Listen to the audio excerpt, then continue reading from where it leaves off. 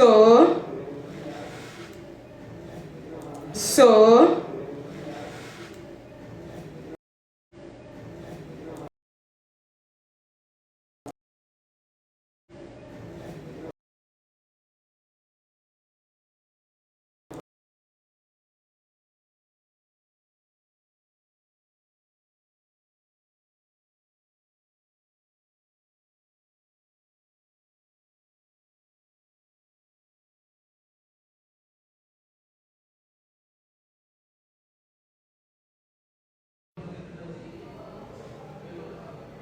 I'm just trying to show you what I'm talking about visually.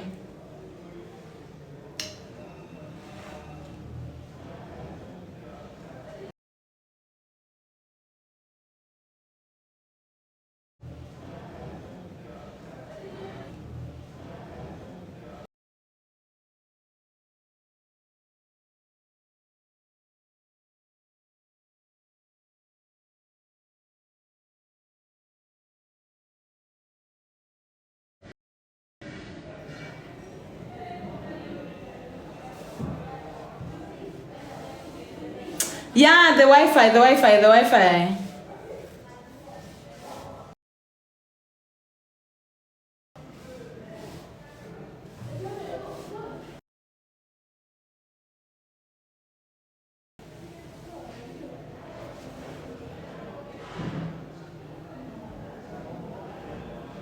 No, it's actually the Wi-Fi that has not stabilized yet. So I'm still using my data. So anyway, guys, see this. This is the philosophy I'm talking about. I hope it is visible.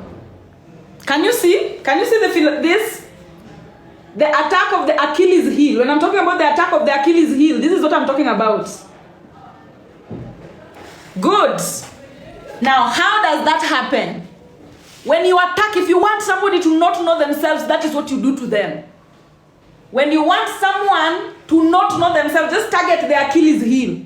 Attack the Achilles heel, and you will have taken away their knowledge of self. And so this was what was done to our ancestors. This is what happened to the African ancestors when it comes to self-knowledge. And how did it happen?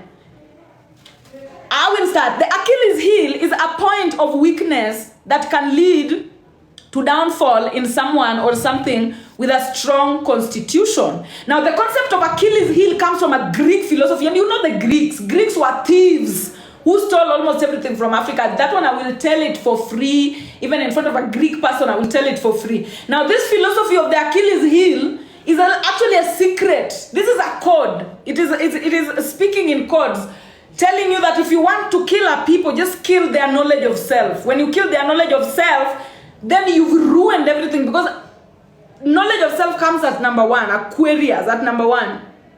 And then it is knowledge of self that leads to belief of self. Once you know yourself, then you believe yourself. You cannot believe what you don't know. You cannot believe what you don't know. Now, how do you know yourself? You know yourself from Capricorn, from using yourself.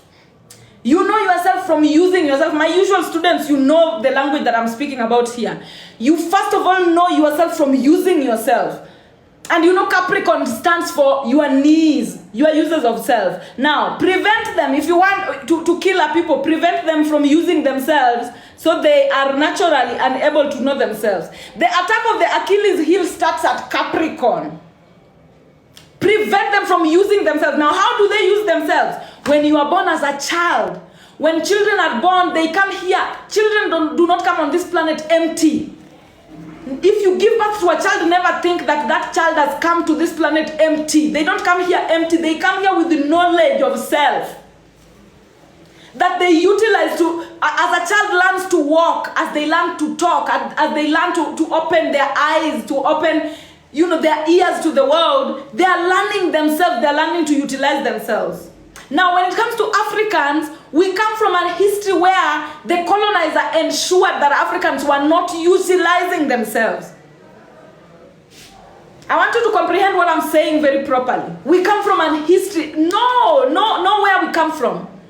400 years ago, 200 years ago, But the times of Chancellor Williams, by the time Chancellor Williams was writing The Destruction of Black Civilization, it was 200 years ago. Our ancestors were not allowed to read and write. They were not allowed to know what is going on. They were not allowed to move. They were not allowed to go out of the cotton fields. They were not allowed to do things for themselves that are not conducted by the church or by the colonizer. And so this is how you kill someone's Achilles heel. The moment you prevent a person from using themselves. Like for example, if you give birth to a child and you ensure they never do the things they desire. If a child wants to go to play, no. If a child wants to argue, no. If a child wants, you make sure they don't use themselves. You make sure they don't walk around, they don't use themselves. When you make sure somebody doesn't use themselves, then you are attacking their Achilles heel. You are attacking their Achilles heel, meaning you are attacking their knowledge of self. Are we together with somebody up to there? This is what you do.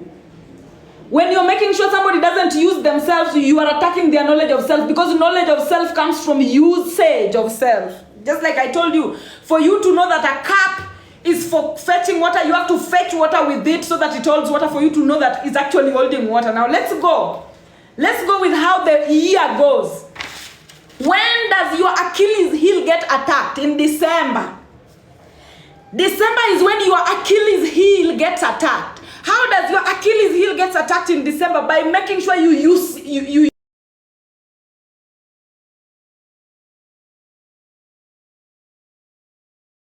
they make sure every December you misuse yourself. And then after you've misused yourself in December, it is done. It is done. After you've done a ritual of misusing yourself in December, you will not know yourself in January. And once you don't know yourself in January, you can't believe in yourself in February. So your whole year is gone like that.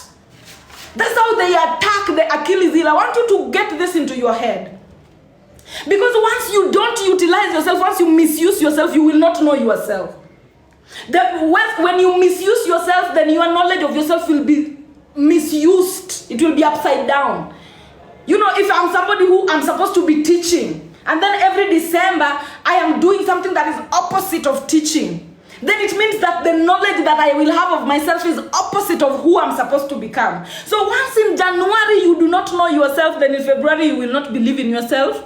If you don't believe in yourself in February, there is no way you will be yourself in March. If you are not yourself in March, there is no way you will support yourself in April. If you don't support yourself in April, there is no way you will think of yourself in May. If you don't think of yourself in May, there is no way you will feel yourself in June. If you don't feel yourself in June, there is no way you will love yourself in July. If you don't love yourself in July, there is no way you will analyze yourself in August. If you don't analyze yourself in August, there is no way you will balance yourself in September. If you don't balance yourself in September, there is no way you will desire yourself in October. If you don't desire yourself in October, there is no way you will visualize yourself in November. And if you don't visualize yourself in November, there's no way you will again misuse yourself in December.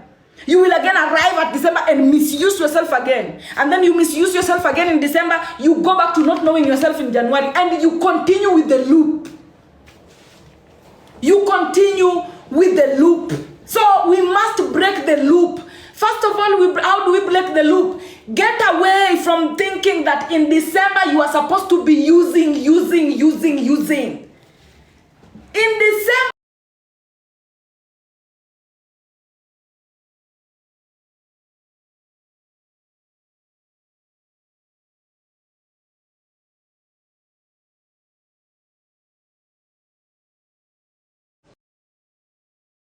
what does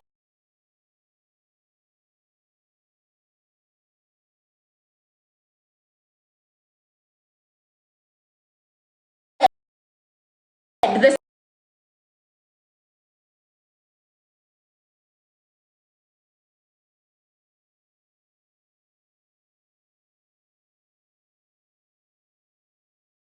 utilize? When you overutilize in December, you have no seeds to plant in March. You overutilize in December, therefore you have no seeds to plant in March. By the time March is coming, there's no seeds for you to plant. When there's no seeds for you to plant in March, then in April, by the time people are harvesting in August, you are hungry. Also keep up with your cycle, guys. Keep up with your own individual cycle, because when you look at your cycle in the year, you will realize that there are parts of the year, if you are not awake, if you are still walking in the ways of the world, then you will realize that there are parts of the year where you are terribly broke. And then there are parts of the year where you have an overflow of abundance. This overflow of abundance is not a coincidence. It is your wealth. Everybody has wealth on this particular planet, but there is a way in which you're supposed to be managing that wealth in a way that you eat some and you leave some. You don't eat your seeds. Now in December, there are a lot of people who they eat their seeds. When you eat the seeds in December and then January comes, you are like, January. When self-knowledge comes, you are supposed to be having seeds. If you don't have, then know that you misused yourself. Your Achilles heel was attacked in December. Guys, I want you to be to listen to this philosophy of today, because literally this is how a lot of people, they fuck up their cycle. When you fuck up your cycle at the point where you're supposed to be using yourself, you will not know yourself. When you don't know yourself, it is your self-knowledge that carry the whole year. When you mess up the Achilles heel, you've messed up the whole year. You mess up the Achilles heel, you mess up the whole year. I hope we are together with somebody. I hope we are together with somebody.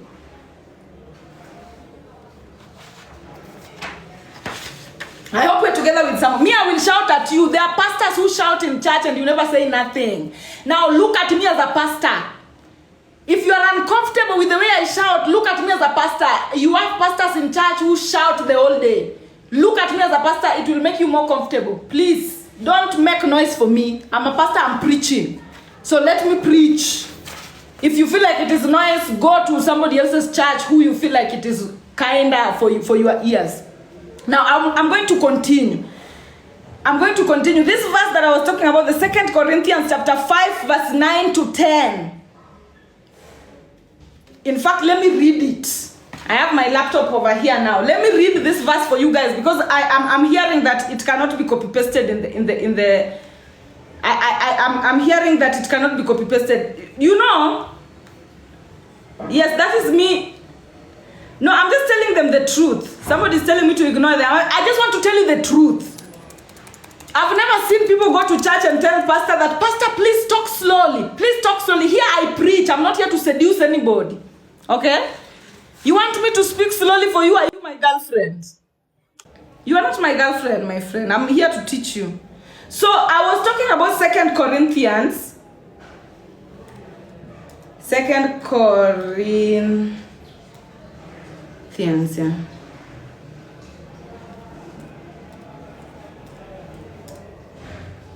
This verse is very important. Chapter 5,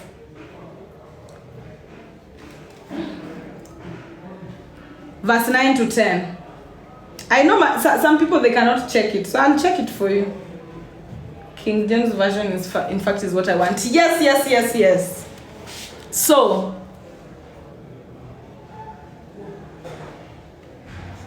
yes, guys, listen to today. Today is because I'm introducing you to the planting season. This live is very important because I'm introducing you to the planting season. It is in March. We are starting the planting season now. If this planting season you are not going to plant, will be your problem now. Because now I've given you the correct time to enter into the astrological weather so that you can join the cosmic rhythm with everybody.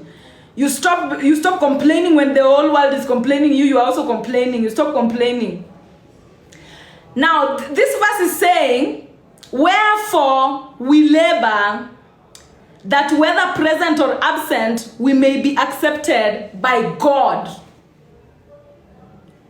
I know King James Version is usually a little bit technical, but I will explain it to you. For we must all appear before the judgment seat of Christ. When I talk about Christ, I want you to think about the day.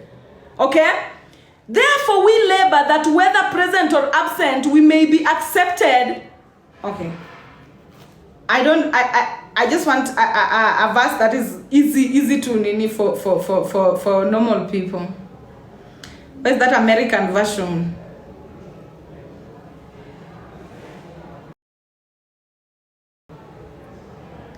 Or let me just do this and then I'll translate.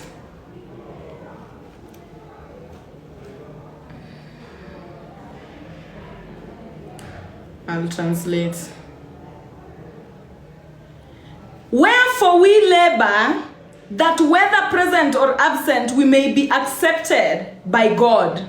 For we must all appear before the judgment seat of Christ, that everyone may receive the things done in his body according to he hath done, whether it be good or bad. Gosh, I know it will not make sense to people who are not used to reading the Bible, but what this verse is saying is this. Each and every day you are given 24 hours. You must labor in those 24 hours in order for you to please your body. Every 24 hours you must labor in order for you to please your body. Because the day is coming, a day is coming. That is the judgment day of Christ.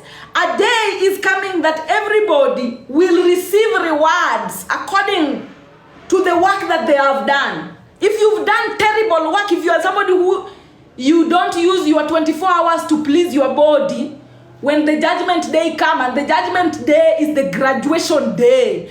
After 12 months have elapsed, you have that day that you now receive the upgrades. The same way, we upgrade from iPhone 1 all the way to iPhone 15. Your body is also always constantly upgrading. And so it is your 24 hours that you use to upgrade that. It is your own individual job. You cannot say that we are moving together. We are moving together that, the way Swiry's body is going to upgrade is the way mine is going. No, the work that you put in your 24 hours is what dictates how your body upgrades. And if you do a terrible job, your body will downgrade. If you do a good job, your body upgrades. Now listen to that. Hold on to that thought, because it is going to help you comprehend a lot as I teach. As I continue to teach. Now, in a year, the same way in a day we have 12 hours dedicated to intuition and then 12 hours dedicated to memory. It's the same way in a year we have 6 months. 1, 2, 3, 4, 5, 6. 1, 2, 3, 4, 5, 6. 1, 2, 3, 4, 5, 6. We have 6 months dedicated to memory. These 6 months are dedicated to memory. And then we have 6 months that are dedicated to intuition. And these months are separated by the equinoxes. The equinox. Guys, I want you to get that. This month they are separated by equinox. So by the time the equinox of March is coming, it is coming with you planting based on memory. What do you plant based on memory? Your self-support. So by the time March is starting, by the time March is starting, it is springing. When you enter into April, you are planting your self-support. In May, you are planting your self-thoughts. You must be somebody who you think of yourself. Some of you, when you are asked, who are the people you love the most in this world? They start saying, my mother, my best friend, my husband. They never mention themselves. You don't think of yourself ever. Now, in May is when you use it to think of yourself. Now, listen to this when it comes to dividing them in memory and intuition. From April, that March is divided into April. March divides being yourself and supporting yourself. So from March, you start being yourself.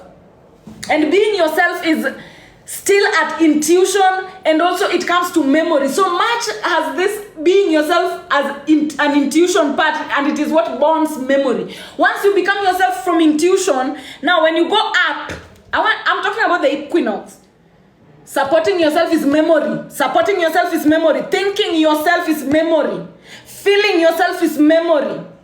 Loving yourself is memory based. Analyzing yourself is memory based, and balancing yourself is memory based. And it is you supporting yourself that gives birth to you loving yourself. It is you thinking of yourself that gives birth to you analyzing yourself. And it is you feeling yourself that gives birth to you balancing yourself. Now we are done with the memory part in the whole year. The whole year memory is from April, May, June, July, August, September. Memory. Those are memory-based. And why are they memory-based? Because the day is longer than the night. The day is longer than the night. From equinox of March, the day starts becoming longer than the night. Now, when we reach September, the night starts being longer than the day. When the night starts being longer than the day, then it means intuition is more powerful than memory. Now, what do we do in this part? In October, you desire yourself. Your self-desire is intuition. Your self-desire is intuition. Your self-vision is intuition. Your self-usage is intuition. Your self-knowledge is intuition. Your self-belief is intuition. And your authenticity is intuition. So that's how intuition balances memory. So from October, November, December, January, February, March, know that you are working off of intuition. Now, if you are an African, you have 2 planting seasons. And as an African, you plant at self-support, you plant at self-thought, and you plant at self-feeling. If you feel yourself, you support yourself, and you think yourself properly through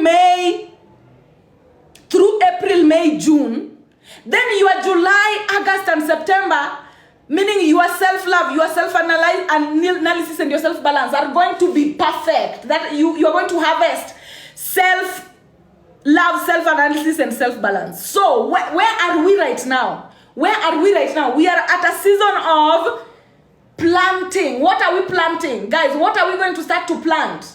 We're going to be planting authenticity. We are going to be planting self-support, which is going to give back to your self-support.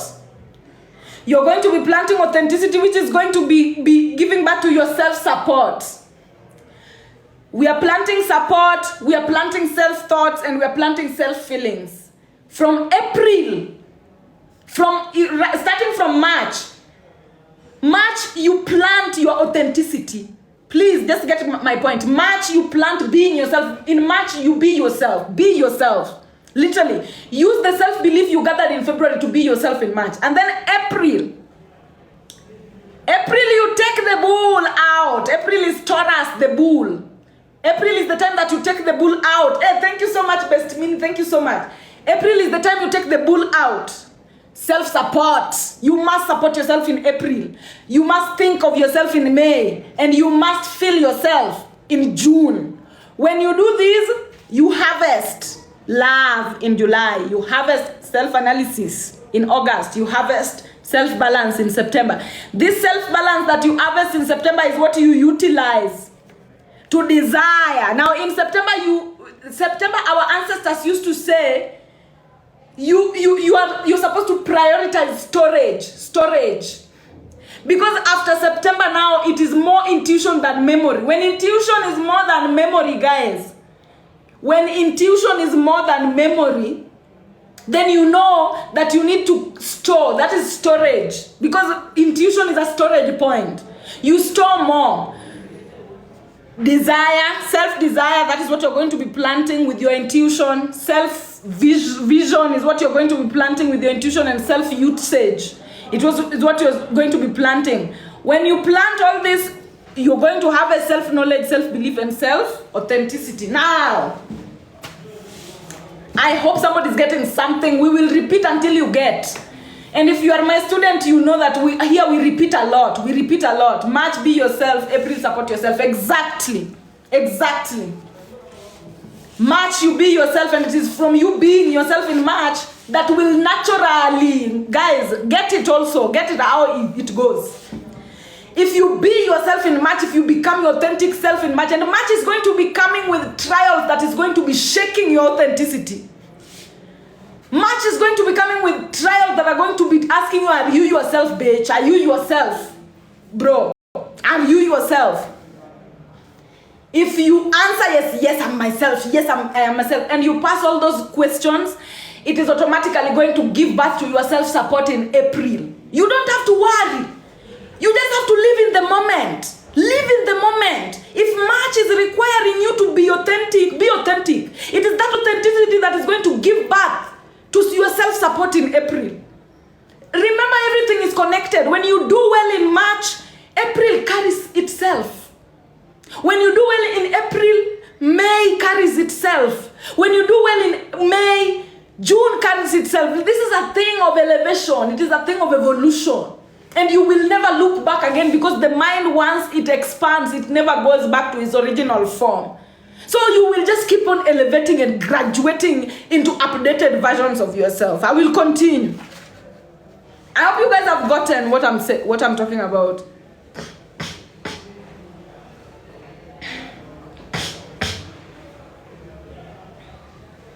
How do you be yourself? Listen, I will tell you about it. Just being yourself is just being authentic, just who you are, like literally. Your body will always tell you who you are. Like, you know, this question of how do you be yourself, let me give you an example. You see the way you look at mad people on the streets, and a mad person, they will never bother, they don't care, they don't curate themselves to make you comfortable. A mad person will do what they want. If they feel like scratching their vagina right there, they will scratch it. They will do, when the body says it, they don't question. They don't control what the body wants to do. Now, when you get to that state where you don't control what the body wants to do, you don't control what the body wants to do. A lot of times we live in a society that wants us to curate. It wants us to act in a way that makes people around us comfortable. But when you get to a point where you don't control what your body wants to do. If your body doesn't want to listen to someone, you don't listen to someone, and you don't feel sorry about not listening to someone. If someone is asking you, you know, to do something and your body doesn't want to do it, you say no without. That is what authenticity is all about. It is you showing up and doing what you feel like doing, regardless of who is around or whatever, who is observing or whoever is doing whatever.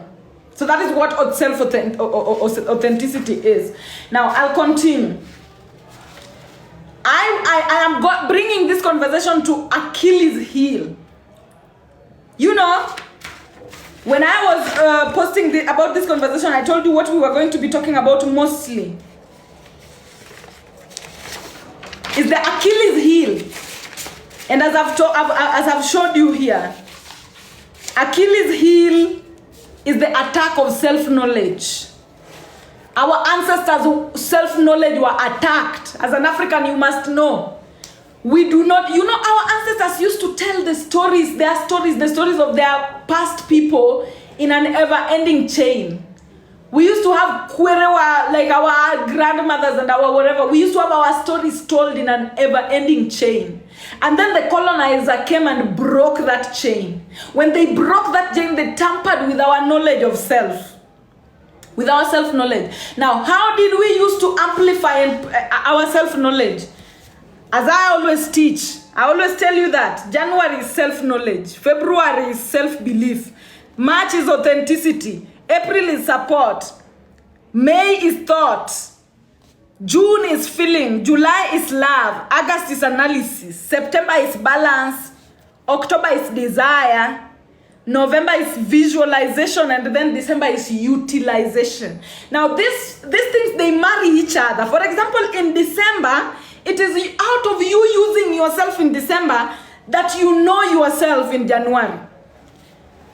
Remember, you cannot know yourself without using yourself. You cannot know that somebody knows how to play football without them getting into a football field and playing. You cannot know that somebody can sing without them actually opening their mouths and singing. You cannot know that somebody can run, or somebody is a doctor, or somebody is a surgeon. You cannot know. When you meet people on the streets, you cannot know who they are unless they get into the practice of it. So it is out of you utilizing yourself in December that you know yourself in January.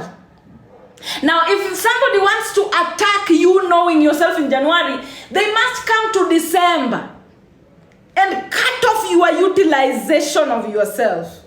When they cut off your utilization of yourself in December, now you'll be like, in December, you cannot use yourself.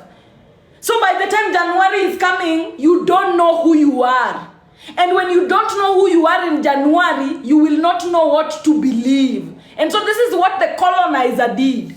They came to the African calendar and ensured that they removed Africans utilizing themselves by making sure that Africans did not know how to did not access schools, by ensuring that Africans were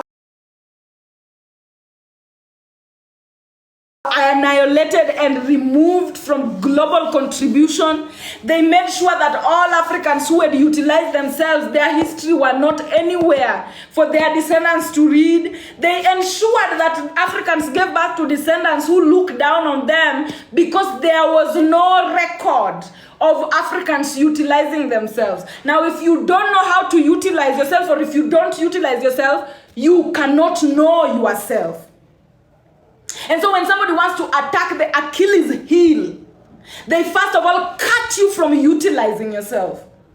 So if you cannot utilize yourself, for example, if you're somebody who you really want to use yourself, it is out of you using yourself that you know yourself. You really want to, you want to get a job, you want to learn something, you want to go to school to learn. So in your entire life, if you want to know if there's a blockage of you knowing yourself, then look at the people who are preventing you from using yourself. And there are ways in which you prevent people from utilizing themselves, of which I'll get to later. But I just want you to know how the Achilles heel is attacked. I hope we are together. When you stop Africans from becoming, renowned, from utilizing the talents that their ancestors had, you stop Africans from participating in sports. You exclude Africans from world music. You exclude Africans from participating in movies. You exclude Africans from contributing in the global society. You exclude Africans. When you do that to a people, you make sure they don't use themselves. When the colonizer made sure that our ancestors were not utilizing themselves, they knew they were attacking our ancestors' Achilles heel. Because now when it comes to knowing, Africans now naturally could not know themselves. And when you don't know yourself, when we didn't know ourselves, now after knowing yourself comes what? Believing in that self that you know. So when you don't know yourself, you know what the colonizer did? They introduced us something else to believe. So it was a very seamless action. Now when they knew that, these ones now don't know themselves, we were cooked. We come from an ancestry that was cooked and carefully prepared for colonization. When they knew that Africans now don't know themselves, now they brought a god, a Jesus, a Roman god from the Greek mythologies, stolen mythologies from Africa. They twisted it, and then now they brought, and then they told Africans that now this is Jesus. This is Jesus. And do you know how they introduced us to Jesus? By ensuring that they made sure that Europeans, their own people, utilize themselves. Europeans are supported to utilize themselves. They are 100% supported when it comes to utilizing of themselves. Their education is paid for. Their artists are supported. They have artists, school for artists and everything.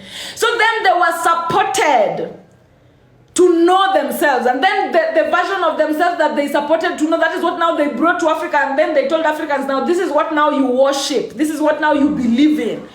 When they told Africans to believe in that, now Africans started to want to become that, to mimic that, to support that, to think about that, to feel that, to love that, to analyze that, to balance themselves as that, to desire that, to visualize themselves as that.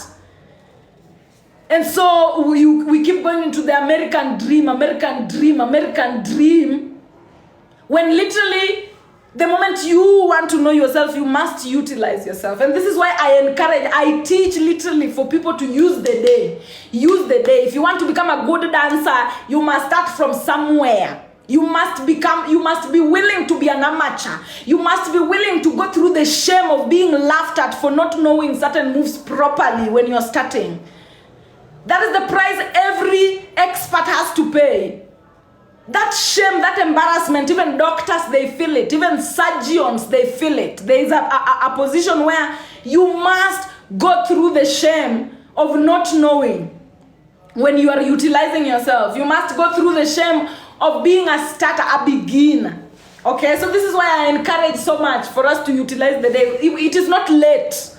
It is not late. We can still go the correct way that our ancestors anticipated for us to go.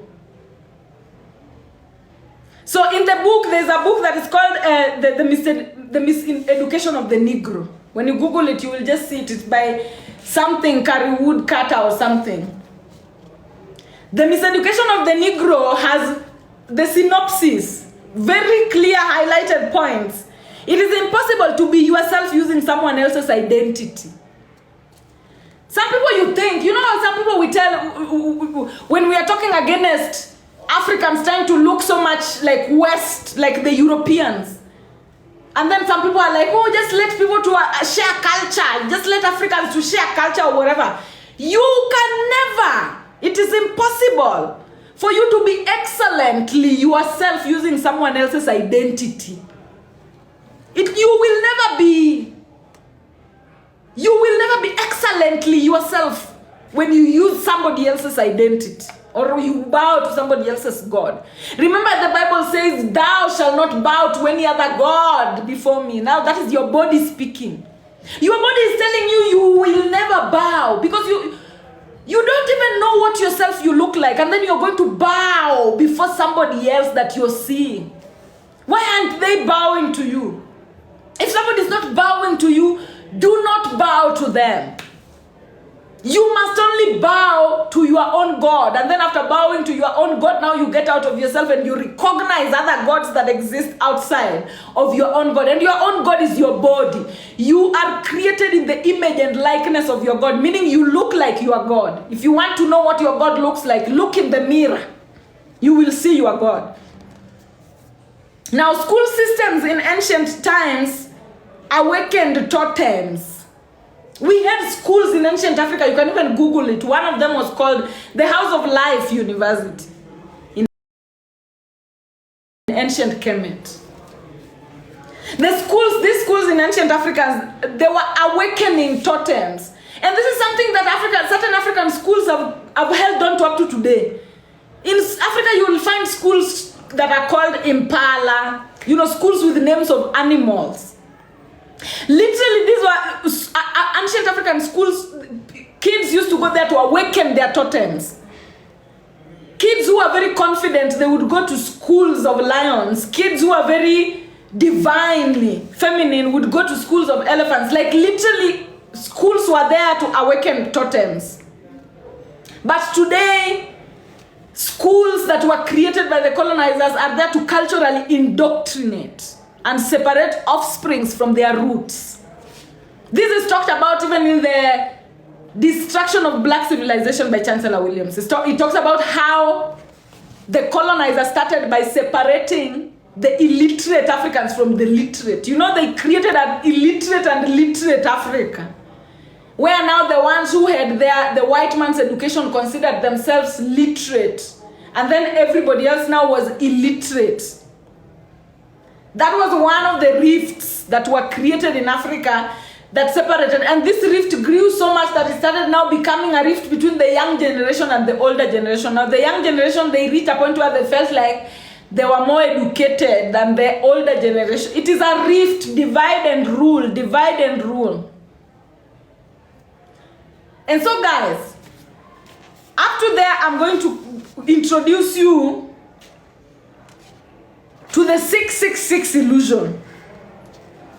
The 666 illusion that they call the mark of, the 666 illusion that is called, I don't know, the mark of the beast or whatever. Whatever it is. It is very simple, it is very nonsensical. You want to hear it today, you will not even believe this is what, some people are so afraid of 666, you might think it is something supernatural. Afraid of 666, you think it's something supernatural. It is just the equations. When you hear 666, these are just the equations. The 6 major equations of life. Now, what do I mean by major equations of life? For you to get into awakening, there are pathways that you must follow. There are portals that you must follow. And as an awakened person, never think that the portal that you followed into awakening is the portal that somebody else followed. These are the portals. Now, the portal number 1 is poverty. And these are just portals, meaning they are not realities. Some people, they live in poverty as if poverty is a reality. It is a portal. When you make it a reality now, that is when now you are going into the demonic side of it. But I want to tell you, these are the 6 portals of life. These are the major pathways in and out of awakening. If you want to get into awakening, poverty is a portal. If you want to get out of awakening, poverty is also a portal. These are 2 ways portal. Another portal is criticism. Criticism is a portal into awakening, and it is also a portal out of awakening. I will explain. Now I'm just giving you the topics. Another one is death. Death is a portal in and out of awakening. Old age is a portal in and out of awakening. Hate is a portal in and out of awakening. Now these are the marks. These are the marks. Fear of each manifest each. If you fear poverty, you are manifesting it. If you fear criticism, you are manifesting it. If you fear ill health, you are manifesting it. If you fear hate, you are manifesting it. If you fear old age, you are manifesting it. If you fear death, you are manifesting it. These things don't exist. Poverty does not exist. Criticism does not exist. And please, as you listen to me, listen properly, because you might think I'm talking nonsense, but let me finish. Is when you will say, you said 5, there are 6. Poverty, criticism, ill health, hate, old age, and death. If you fear poverty, you are attracting it. If you fear criticism, you are attracting it. If you fear ill health, you are attracting it. If you fear hate, you are attracting it. If you fear old age, you are attracting it. If you fear death, you are attracting it. Now, poverty does not exist. It is a portal. Criticism does not exist. It is a portal. Ill health does not exist. It is a portal. Hate does not exist. It is a portal. Old age does not exist. It is a portal. And death does not exist. It is a portal. These are portals. But then we live in a society that we've been turned to think that these are realities. They are not realities. Why am I saying this? Poverty means ability to start from scratch. And poverty is a portal into awakening. There are people who get into awakening through poverty. The ability to start from scratch. This is an equation. And each and every individual, you have either of these equations, 6 equations in your life.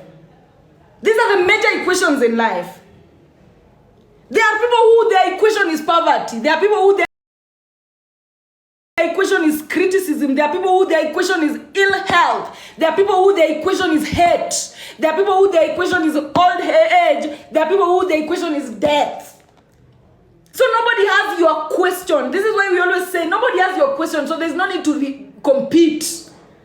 So what is poverty? Poverty means the ability to start from scratch. If you're somebody who you are dealing with poverty, then the universe is testing your will to start from scratch. Are you capable of starting from scratch? If you know you're dealing with poverty, that is the question you are solving for the planet. If you're somebody who you deal with criticism, you fear criticism. If you're somebody who you fear criticism, it means the universe is trying to test your ability to be kind. Do you have the ability to be kind? Because criticism does not exist. How does criticism does not exist? It does not exist outside if it is not already inside.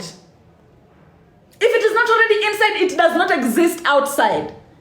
And so criticism, a lot of people, they fear criticism because they think, oh my God, I'm going to be criticized. If you're not criticizing yourself on the inside, nobody's going to criticize you on the outside.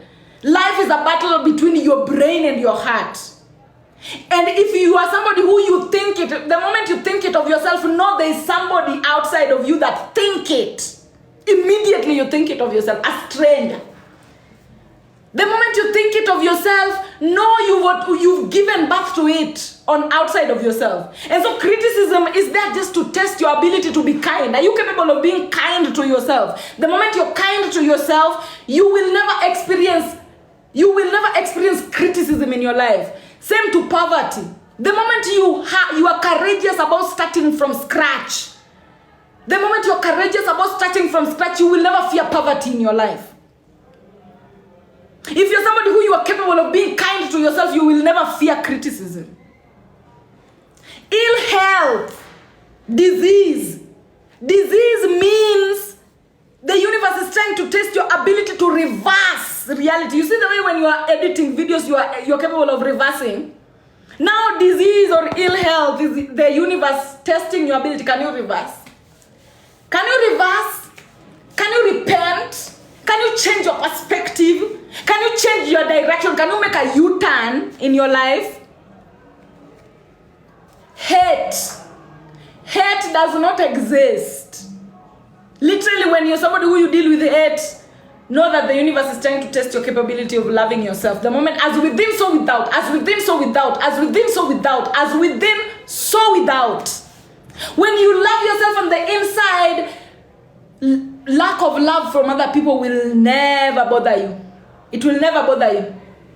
Lack of love from other people only bothers you when you don't have that love within yourself. So that's another portal. If you feel like people hate you, it is not possible for people to hate you.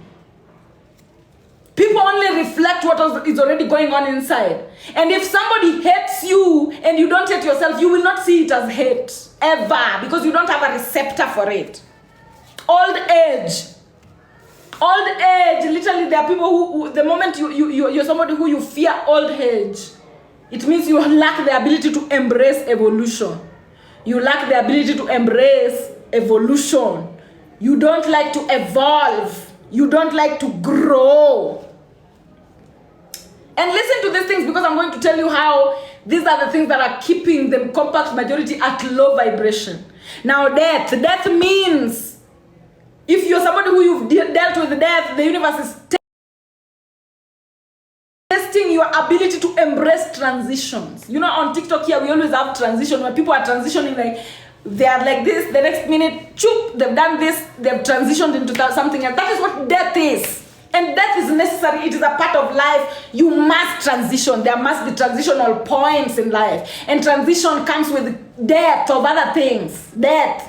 Most of the time, even your own body will require certain parts of you to die. Certain parts of you that were holding on to certain negative beliefs. Parts of you that were holding on to low vibrational thoughts. Parts of you that were holding on to low vibrational beliefs. Most of the time, you need to kill them in order for you to elevate. So fear of death is fear of transitions. These are all portals into awakening. The whole within yourself. They are not a destined reality, just portals. Because God is whole. We are all created in the image and likeness of God. Do you know God? You know, some people you only speak. People only speak, oh, I'm created in the image and likeness of God. I'm created in the image and likeness of God. God is whole. God is whole. And so all these are portals all these are portals into awakening the whole, that whole within you. The moment you're born into poverty, know that the whole that is being awakened within you is the ability to start from scratch. Are you able to start from scratch? And when you're able to start from scratch, then you're teaching everybody, you're teaching the entire world that, oh, it is possible to start from scratch. And people have done it. When you're somebody who, you're dealing with a lot of criticism. Everywhere you go, criticize. People are always just criticizing. It is you. What is going on within yourself? Your inner Kiyama is a bully. When your inner Kiyama is a bully to you, it will project on the outside. You will just meet a waiter there. A waiter is being, critical of you. You're going there, you're meeting a watchman is throwing words at you. You're going there, you're trying to get live to talk to people, everybody's just criticizing you. It is within yourself, as within, so without. It does not exist outside of you if it doesn't exist inside of you. And this is a witchcraft point, by the way. Some of you ask, well, how do you do witchcraft? How do you control shit from your mind? If you can control it in your mind, even me, you can control me from your mind. How you want the world to treat you is how you treat yourself within your head. If you're somebody who you are a baby girl in your head you are a baby girl. In your head, you shout, you don't shout at yourself in your head. You're somebody who you don't tell yourself how ugly you are in your head. Then that is how people will treat you. That's how people will treat you. Try it. Some of these things you just have to try it, because you won't take my word for it. You will not know. Use yourself is when you will know. Go try it is when you will know. If you're somebody who in your head you're always, hey, look at how ugly I am. In your head, I can't do shit. In your head, oh my God, I'm so confused. In your head, I don't know what I'm doing. In your head, if you are always like that, that is what you will get from outside. Criticism does not exist. Criticism does not exist. Criticism is just projections of how you think of yourself on the outside. How you think of yourself is how people are going to pick it and throw it back at you. And then you will be mad at people. You will be walking around being mad at people that, oh my God, so-and-so is so mean. They are not mean. You are the one who is already mean in your head. Put away the victim mentality and face things the way they are. Some of you are very mean to yourself from the inside, and then you expect people to be kind to you. It will never happen, my friend. As within, so without. There is no two way about it. The moment it is happening within, even if you are the daughter of the king of the world, as long as you're criticizing yourself from the inside, you will be criticized on the outside by poor people, by poor, you will be a daughter of a king, and then, people who are sleeping in bed sitters, people who are sleeping in the streets will be talking shit to you. Why? Because you're talking shit to yourself within yourself. So if you don't want to be, to be attacked by this illusion of, because these are illusions as well. As much as they are portals, they are illusions on the negative side. If you look at poverty as a means to start over, to start from scratch, somebody else will look at poverty as a blockage. Because they are coming from a victim mentality. They'll be like, oh my God, but me, I wasn't dealt all the right cards. You will not be dealt a right card somewhere in Madari. But somebody else will also not be dealt the right cards at the state house. They will be born with a disease. Both of you are the same. Everyone has an equation. Always know that every destiny has a period of the wilderness. Every destiny has a period of the wilderness, and nobody's a victim on this planet. At the end of the day, even our collective actions is what brings out collective results. So once you see it happening in the physical dimension, know that it was meant to happen. Why? Because spiritually it is allowed. Spiritually it has already been allowed. Now, ill health. Are you able to reverse your reality? Are you able to repent? Are you able to change your mind? Fear of poverty is fear of starting over. Those who don't fear poverty don't fear starting over from scratch. If you're somebody who you are not afraid of ever starting over from scratch, you can never be poor. Poverty will never exist in your reality. Ever. It doesn't matter where you are. Poverty will never exist in your reality if you're somebody who you are not afraid of starting from scratch. So if you don't want poverty to be an illusion that is blocking your awakening, then marry. Be okay with starting from scratch. Fear of criticism means naturally cruel to self. When you're somebody who you fear being criticized, you fear criticism, it means you are naturally cruel to yourself, and therefore you are afraid that therefore you are afraid that you have receptors for all the cruel things others have to say to you. I will repeat that. Fear of criticisms means naturally cruel to self, and therefore afraid that you have receptors for all the cruel things others will have to say to you. If you are somebody like, you always think you're a baby girl, you think you're the cutest person in your lineage, you think, you are kind to yourself, you give yourself grace, you are somebody who you treat yourself like mama, literally, and you will never have reception for criticism. Somebody will come and criticize you, and you'll be like, you're looking at me like people will project on you, and it will never affect you because you are not cruel to yourself. If you're naturally cruel to yourself, you will fear criticism. It will break you down. Why? Because you have receptors. You have receptors everywhere. When somebody throws, it will hit. Fear of disease is intrinsic powerlessness, coming from intrinsic inability to forgive yourself, repent, and change your perspective. People who fear diseases or people who fear ill health are people who think they are powerless at their core. And what makes you powerless? The inability to repent, the inability to forgive yourself, the inability to change your perspective, that is what makes you powerless. When you're somebody who you are able to forgive yourself, you are able to repent and you are able to change your perspective, you will never fear disease. Because these are the natural medicine to disease. The natural medicine to disease is forgiveness of oneself, repentance, change of perspective. That's how you kill disease from your life. Fear of hate is the direct lack of love. Fear of hate is the direct lack of love. People who love themselves don't care if you on the outside hate or love them. Somebody who will only fear being hated if they don't love themselves from within. My God, if I love myself, you coming to hate me will be like you pouring water in a desert. Once I love myself, you hating me, even if you are my lover, you are my mother, you are my brother or whoever, my colleague. Once I love myself, you hating me is like you pouring water in a desert. Does not work.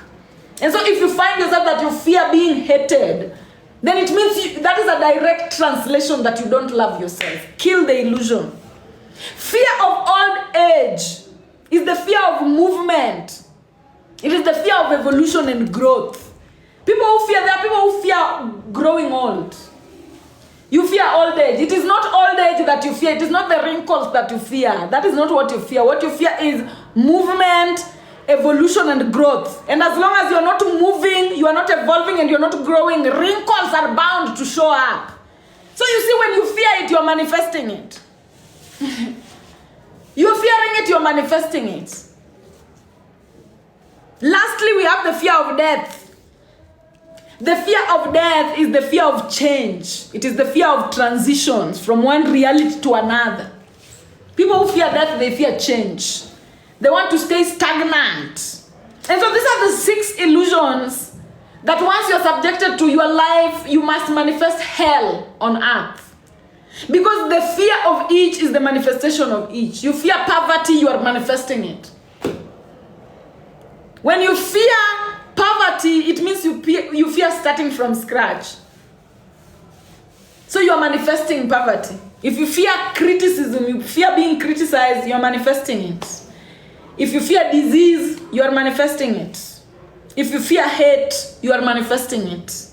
If you fear old age, you are manifesting it. If you fear death, you are manifesting it.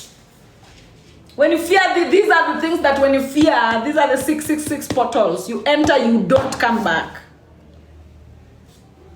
You enter, you don't come back.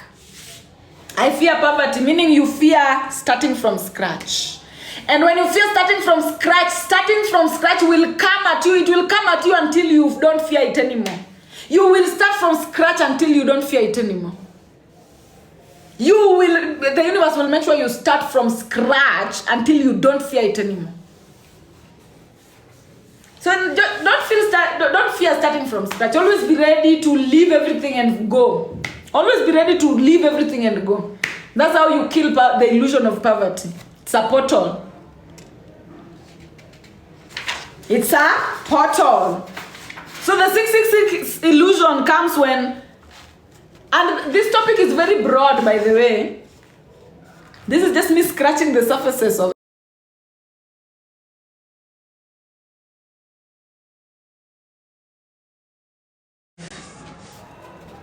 Now, poverty, you know, these are the things that the West really wants Africa to embrace. Africa is not poor, but we fear poverty. We've been made to think we are. And so when somebody pushes you into poverty, they just want to believe, they want you to believe you can never start over. They want you to believe you can never start over. If somebody is pushing for you the spirit of poverty, they want you to believe you can never start over. When somebody is pushing to you the spirit of criticism, they want you to be cruel to yourself. They want you to be cruel to yourself. When somebody is subjecting you to fear of poverty, they want you to believe you can't start over. When they are subjecting you to fear of criticism, they want you to be cruel to yourself. When they are subjecting you to ill health, they want you to believe you can never repent and change your perspective. When they are subjecting you to hate, They want you to believe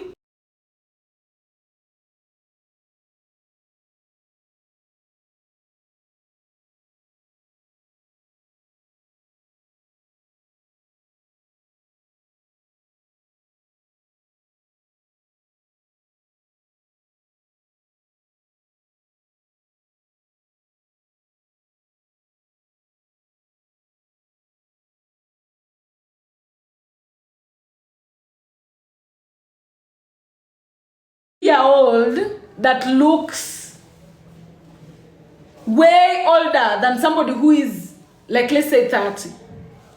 It is happening. We see it in our society where age is literally, you see someone and you can't tell that's their age. You can't tell that's their age. Age does not exist. Age is just, you know, the ability to move, the ability to evolve. And so when somebody makes you to fear old age, they want you to believe you are forever stagnant until heaven comes. And then when they want you to fear death, when they're pushing you towards fearing death, they want you to hate change and transformations. So these are some of the things that, just from listening to it, you can know. These are some of the things that Africans, we do on default. Africans, we fear poverty, criticism, ill health, hate, and we've manifested, like, literally, these are the things we live by: old age, death. When you fear these things, you manifest. You fear them, you manifest them. When you remove age from your mind and you believe that you are not stagnant, that you're forever growing, then that's how you kill the illusion of fear of old age. So I want you to tell me that you're ready for March. I want you to tell me that you're ready for March. And now the colonizers are trying to pit the young against each other, Gen Z versus millennial. No, that is just, I think that is just now a war that people are just coming up with, because we are already, you know, right now we've reached a point where even the colonizer doesn't know how to get us out of the mess that was started by the Greeks. By the Greeks, the ancient Greeks. The colonizers reach a point, they don't know how to get us out of this mess. It is upon us to get ourselves out. So even this, whatever we are doing currently, it is just a continuation of a loop that was already started. We are leap year. I didn't know. I'm ready for March. Yeah. I hope you're ready for March, like, based off of what I've told you. March now is when we start to plant. March is when things start happening that are sprouting from earth. Gifts that are sprouting from earth. Yes. So even TikTok, I hope even TikTok is going to, you know, open us, release us to start posting again, starting this March. But even if it doesn't, it's okay. We will continue the way we are continuing. But I'm hoping that I have students who are ready to graduate this December. Like, literally, we're going to have a graduation this December, guys. This December we're having a graduation, and literally my students, I want to, and by the, is it working? Like, our formula working for you guys? You know our formula now, one day at a time now. On my Instagram, if you are not following me on Instagram, I advise you do. On my Instagram stories, I'm always reminding everyone every day that this is what we are doing every day. This is what we are doing every day. We have to harvest. Yes, it's working for, yes. We have to harvest it, and don't be in a competition with anyone. Guys, I always tell you, if you want to be in competition with someone, look at where you come from. Look at your mother. Look at your father. Look at your grandmother. Those are the people you are supposed to be competing with in your life. If you're doing better than your mother did, if you're doing better than your grandmother did, you should be patting yourself in the back. Hey, people are telling me it's working. I'm glad. Weapons of mass destruction, fear, manipulation, self-doubt, and division. Yes.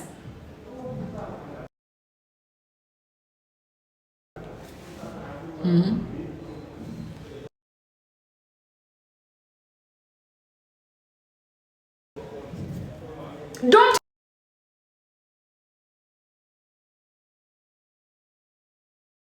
from? Swiry, yes, Swiry, no, yes. So you might be competing with somebody who is eating their harvest, and then you go eat your seeds just because you're competing with somebody who has just received a harvest. No, compete with yourself and your lineage. If you've come from a lineage of women who moved the waves, it means that you need to move waves even harder.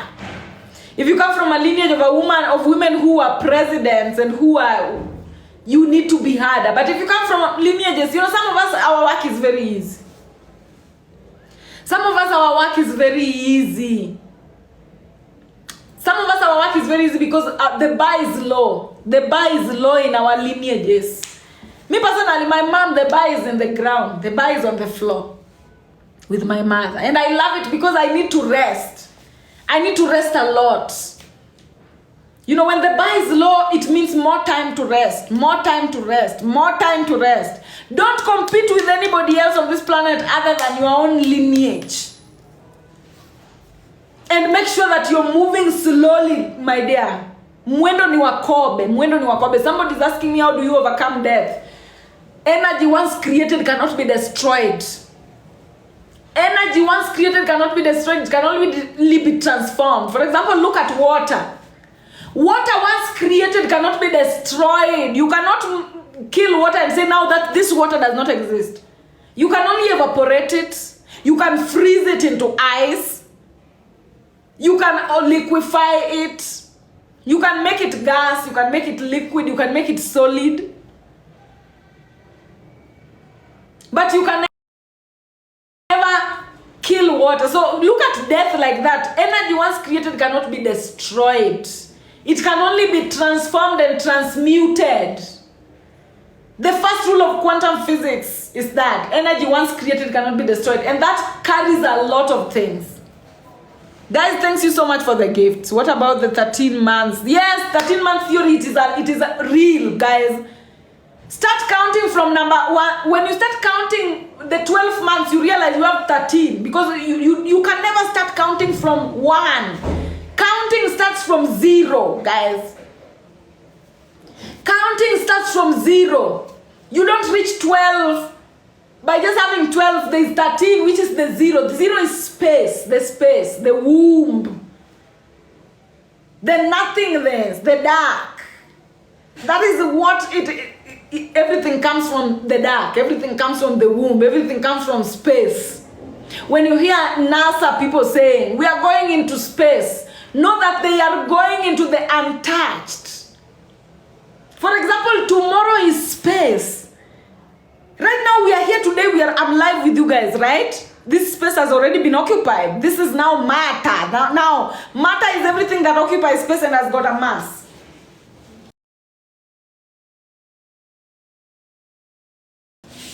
Now this space, I've occupied it with sound, I've occupied it with memory, but is tomorrow occupied? No. Tomorrow is space. It is space. Nobody knows what has gone on tomorrow. April is space. Right now, May is space. So when you hear NASA saying we are going into space, literally what they're doing is they're trying to study the entire world so that they have a projection of what might happen in May or what might happen tomorrow. But literally, tomorrow is space. At the end of the day, that is how you will call it. It is space. So that is the additional month that is always there. When we start counting in ancient time, their psyche was made up in a way that they did not know that counting starts from anything else but 0. So every counting would start 0, 1, 2, 3, 4, 5, 6, 7, 8, 9, 10, 11, 12. That's 13 months you have there. So it's very simple. It's very simple.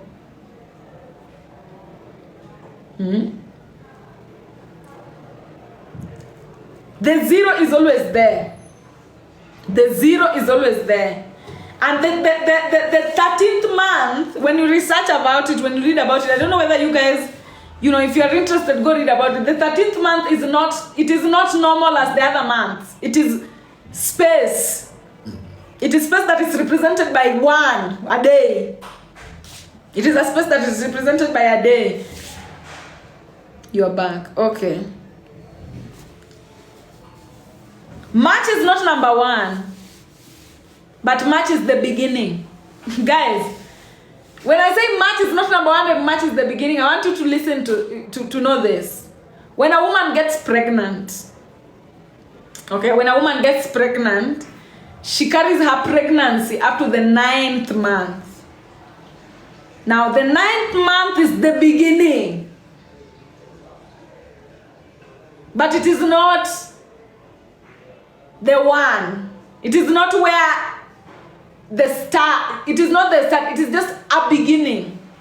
Okay, so you must also always know that 1 is different from 3. 1 is different from 9. September is when, you know, the feminine energy and the masculine energy are at par. They are equal with one another. So it brings a beginning. But then 1 is the start. Okay, like for example, in the calendar, you see 1 is represented by the knowledge of self. At the knowledge of self, that is where you begin to be. You begin to be. At the 1st month is where a child begins to be. But then at the 9th month is when they are born into a new world. So also no numerology. No numerology. Sorry, I am confused. This one will confuse. This one will confuse. Numerology is not the way you are taught numbers in school. Is not the way you look at numerology. For example, the day 11th hour is always the darkest hour. Okay, when they say 11th hour is the darkest hour. The 12th hour is when, you know, the day is born. But then the 9th hour, actually it is in the 9th hour. The 9th hour is when the day is born. The day is born in the 9th hour, 10, 11, and then the 12th hour is when the day now comes out. So being born and coming out, being born and coming out are 2 totally different things, guys. They are 2 totally different things. Now this one you must understand numerology to the very bits of it for you to understand the vibration of 1 and the vibration of 9, the vibration of 1 and the vibration of 3. Do we a lesson on? We will with time when it's called for. Talk about people born on 9th, on death. That is so boring to me, guys. I cannot talk about a particular people. Like literally, I know there are people who specialize in talking about particular peoples, but me, I don't like dwelling on particular people. If you follow me to know you are particular, you are following the wrong person. This is why now I would encourage you to just pay for tarot, you know, pay for people who use tools of divination and stuff like that. They might help you to delve into your own personal life. I don't like delving into, it is not a topic I enjoy.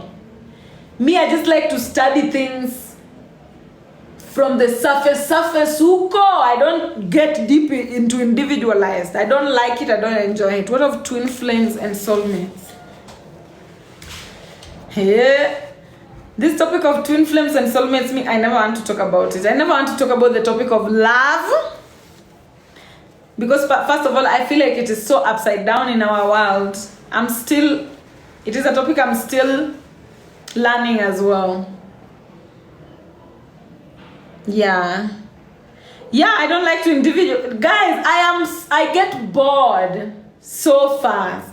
Like I'm an individual who, even most of the time when people say, I want to meet you, I get bored. Like literally me and I don't like to pretend about it. I don't like to pretend like I'm that person you'll meet and I'll be all fun. I'll be like, hey, my God. Like literally me, most of the time, if I'm not meeting someone over sexual encounters or like literally really meaningful exchanges where I'm getting an exchange and you're getting an exchange that is proper, me, I don't do certain things that are boring to my soul. I literally don't. Like, I don't engage in small, tiny talks.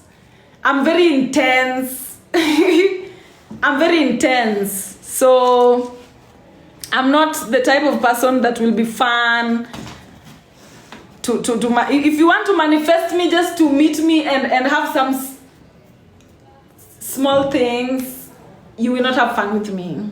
You will not have fun with me. You will not have fun with me. Like me, I meet over intense things. What you once mentioned, reptilian ancestry, shapeshifters.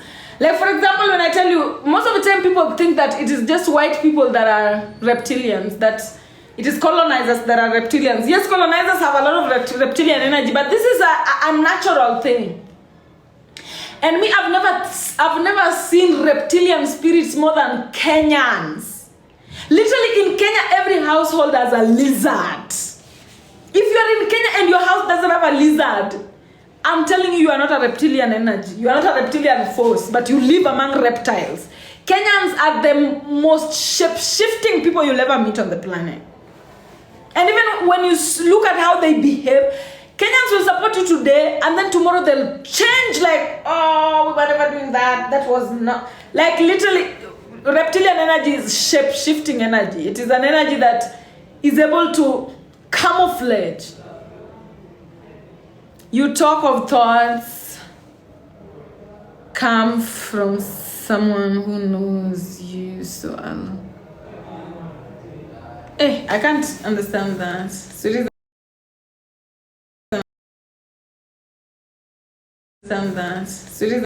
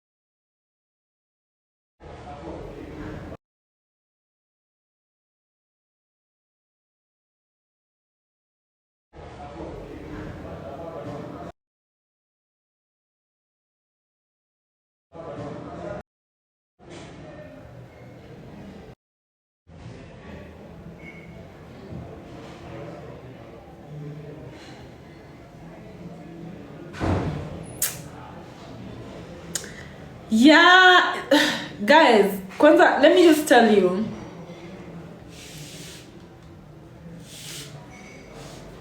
This live, me just having this live today was, I've hustled to do this live, but I'm just glad I did it.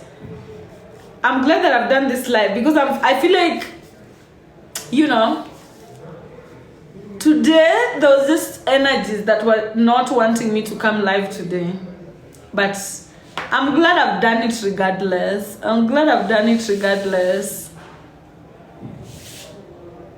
Yeah, because first of all, there is no electricity. And electricity nowadays, they get away every Wednesday. Like,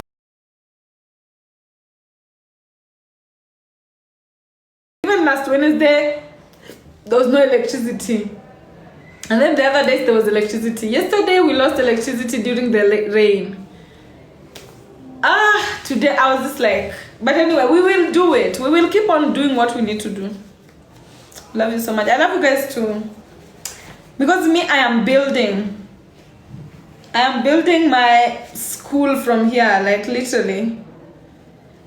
A time is coming when we'll be having class and be physical and all that. But for now, let's just embrace the hustle.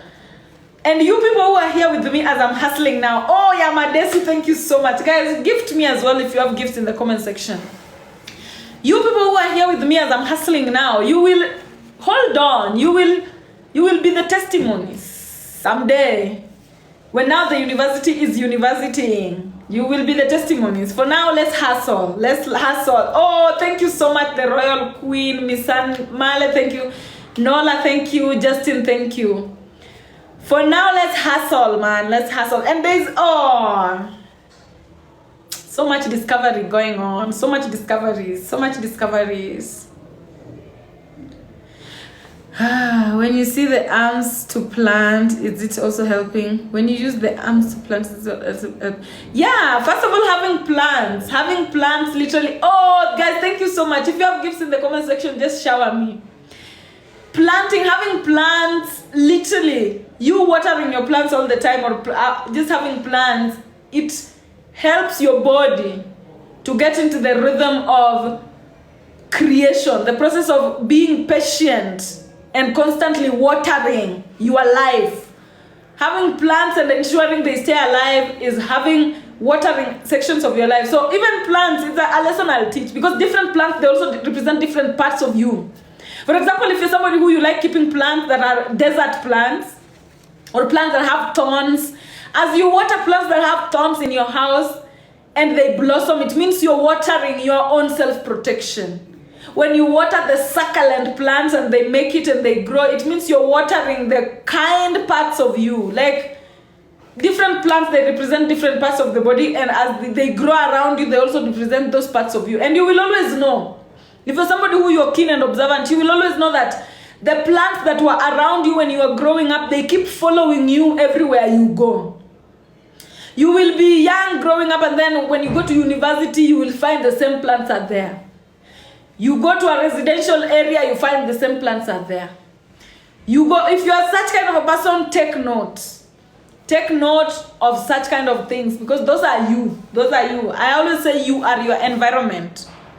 Shouldn't we start counting a child's age after birth as their 10th month instead of the first? Now, those are some of the conversations that we need to be having, because there is a lot of beginnings, my dear. Beginning is not just one. So one thing that we need to know is the different types of beginnings that we have. It's almost like when you are rearing a caterpillar before it turns into a butterfly. Do you start counting it as a butterfly by the time it is already a caterpillar, or do you start counting it as a caterpillar, as a butterfly when it develops wings? So we also always have to know that beginning. This is why you should never fear death. Death is transition. Death is a transitional point. Death is a showcase that you're moving from point A to point B. Death is a showcase that you are now no longer a caterpillar, you are now becoming a butterfly. So it's a transitional point. So when it comes to giving children, you should know there are different beginnings. There are different types of beginnings.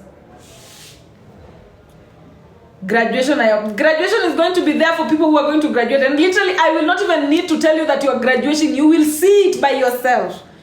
Even as at now, you can already see. You know, we can already see. You can already see the results. So by the time you are reaching December, you will see your own graduation by yourself. Just as long as we keep moving and we don't give up.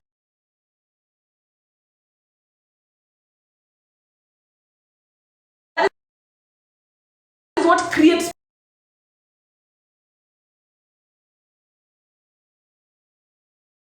You are not afraid of starting over.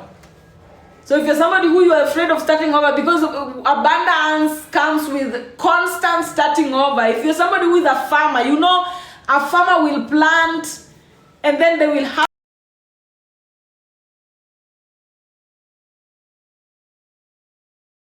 ready to always start over. If you're somebody who you are not ready to always start over from scratch, then you are attracting, you are manifesting, you are actively manifesting poverty.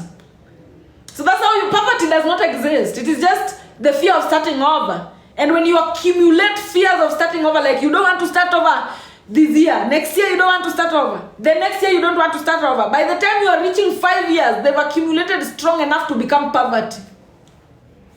You're always missing opportunities to start.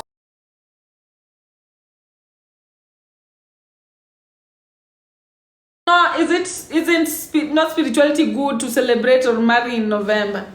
Why is it not spiritually good to celebrate or marry in November?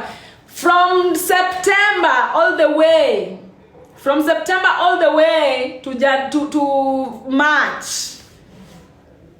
Literally, especially from September to December, nothing grows. The sun is dead. From September to December, the sun is dead, guys. If you're somebody who you want to plan your vacation, if you want to vacation the best astrologically, go on vacation during January, February, and March. If you want to make the most out of your life, be somebody that you go on vacation. Especially now, starting from December. That's when you start utilizing yourself. Start your vacation in December, January, February. And then by March, you are back, ready to plant again. You plant March, April, May, June, July, you plant. June, it ends in June. July, August, September, you've harvested. When you harvest July, August, September, this July, August, September is also a period where you can do vacation. If you are from Africa, or if you are somebody who you work with this 2 spring. When you are from Africa, the best times to vacation is July, August, September. July, August, and then September, you're back planting. October, November, December, you're on vacation. January, February, you're on vacation. March, you're back on planting. If you want to have the best astrological year according to African timing, those are the times you need to be going on vacation. Go on vacation when you have already harvested. Don't go on vacation when your plants are in the field. Don't go on vacation leaving your plants for rodents in the field to celebrate with. Go on vacation after you have already harvested and you've kept your seeds aside. So you are going to enjoy the extra money that is, or the extra things that are away from the seeds. I hope somebody's getting what I'm talking about. You have to change. You have to change.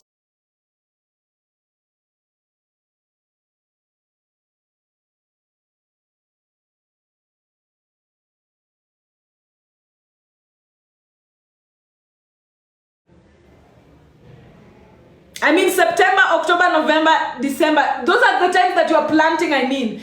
December, January.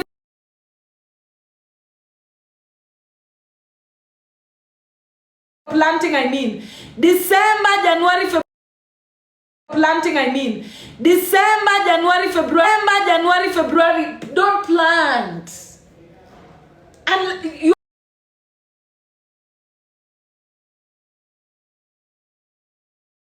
These are times that you're supposed to be celebrating yourself. These are times that you're supposed to be, doing yourself justice. Yes, I understand about starting businesses. Guys, starting businesses now, I hope I'm not frozen anymore. I hope I'm back. Can I launch a business in March? That is the perfect time. That is the perfect time to launch. March is the perfect time to launch. September is the perfect time to launch. The worst time to launch is December. The worst time to launch is January. The worst time to launch is February. Am I still hanging? Am I still hanging? Am I still hanging? Yes, I'm back. So yeah, the best time to launch is during the equinoxes. The worst time to launch is when the sun is dead. Launching when the sun is dead, unless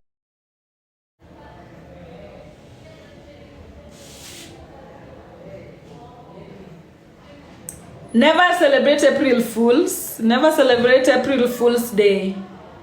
April is when you get into the energy of supporting self-support. People who don't support themselves are fools. And so if you celebrate Fool's Day, you are participating in a world ritual that is endorsing you never supporting yourself. So don't even mention Fool's Day this year. Even if people are mentioning it, you see posts on the internet about it, scroll. Don't even give it your attention this year. How is the sun dead? When the sun is dead, the world is cold. But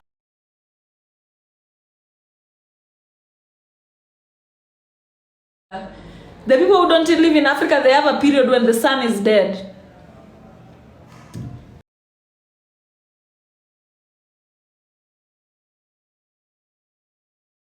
Leap year special, yes.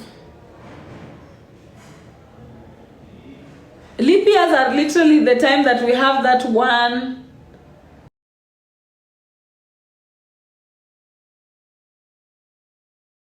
April, a good month to do exams. Yes, the best. Gosh, it is the time that you support yourself.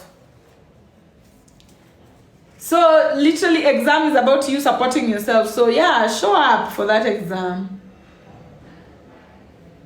What kind of creation happened in Eden? Eden as representation of everything. Anything that has existed on the entire multiverses has its antidote, has its sample in Eden. Eden is the sample of everything. It's where everything comes from. Everything that is all over the world, if you want to find its roots, like look at Eden as a seedling continent. It is the continent that has seedlings of it has seeds of everything that has ever existed on the planet. There are seeds. The Garden of Eden is like a laboratory for storage. It's like a storage laboratory that stores roots and origin. It's like the universe's laboratory. If you want to see it, to trace its existence, you come to the Garden of Eden. It is the universe's lab. If you want to see what the universe's lab looks like, the universe's library. If you want to see what the universe's library looks like, come to the Garden of Eden, Africa. Africans are so diverse that there are Africans who, they are more related to Europeans than they are related to their fellow Africans.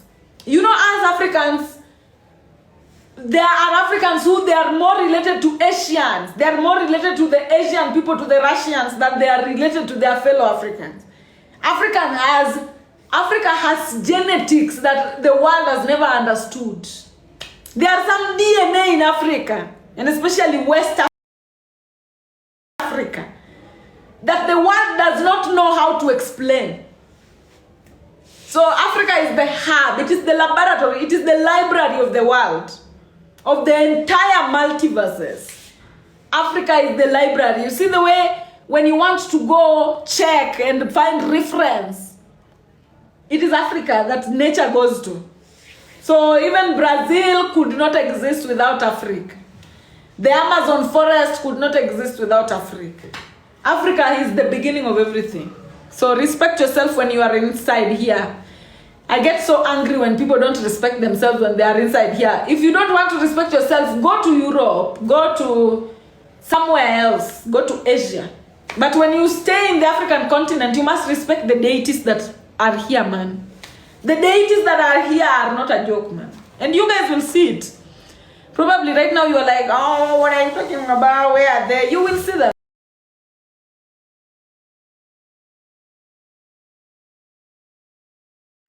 In Africa, as we call it Nyawawa. And Nyawawa is like representation of the spirit of the dead. When dead people, they die. Now let me tell you this with the connotation of the body. Inside your body, cells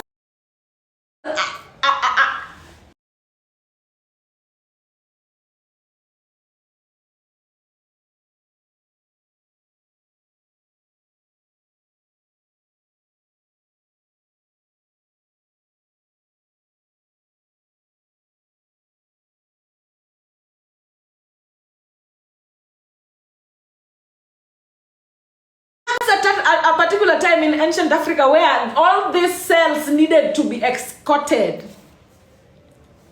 into the huge water bodies, into space. And so Africans would come together and ensure that these cells, now when you're looking at it in terms of people who have died amongst us, there are times where their spirits are sent into, we channel their spirits into the lakes, we channel their spirits into space, into the horizon. So that was the concept of Halloween when it comes to ancient Africa. I don't know the concept of Halloween that is European. I don't know about it, but I know about Nyawawa. Yes, you'll beat the Swiry as well. Yeah, that's what we used to do. As we had Nyawawa, Nyawawa is conducting a burial for the dead. It is necessary, it is a necessary ritual that you should also even be doing as an individual. You must reach places where now you tell your body, where are we? Some people, they don't even know how to tell their body where they are. There are people who they just walk with all the dead tied to them, attached to them, so much that their body even starts smelling like dead people, like the dead. You must always release the dead. The dead cells must always be removed from your body. The dead beliefs must always be released and buried. The dead perspectives, the dead ideologies you subscribe to at a particular point. The dead, we are always, the universe is so constantly teaching us. And how the universe teaches is, it brings forth public things that help us to change our perspectives. For example, if you're somebody who you used to hold on to a thought that, oh, women get assaulted and killed and raped because they dress that way, because they put themselves in those situations. But then you come to a place where the universe now has taught us that, oh, even if you're dressed properly, you'll still be assaulted. Even if you're a child, you'll still be assaulted. So that thought that you held on to, you must kill it if you want to move forward. That's what we call elevation. Certain people are just talking about, oh, I'm elevating, I'm awakening. How does it happen? When you are decreasing your density. How do you decrease your spiritual density? In order for you to elevate, you let go of the dense thoughts that keep you in low vibration, so that you are able to elevate. If you're somebody who you thought that, oh, by the way, Europe is the only place I can make it in my life. That is where everybody goes. And so people from Europe, we must respect them. We must go to Canada. And then the news comes and tells you that, there is a Kenyan who was seeking asylum in Canada who has died on the streets. And then news is telling you that people are suffering in the US. It is not the American dream the way we think. Now you have to kill the thoughts that you had previously. Where do you think they go? They don't just disappear. And the moment they are dying, they die with certain cells that you built off of. The cells that grew off of you having that thought, they must die. This is why you must not fear death as well. When death is happening, know that it is a necessary purging process. It is a necessary purging process. Okay? Somebody's asking me, are you dating that lawyer girl? Oh my God. Which one specifically? Can you mention the name?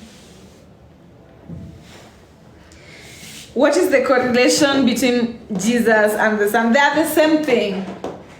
Jesus, sun, and they are the same thing. Some people are just asking me questions that are very inappropriate. Can you ask your teacher that question? Or when you are in church, can you ask your pastor that, hey, pastor, are you dating that lawyer girl?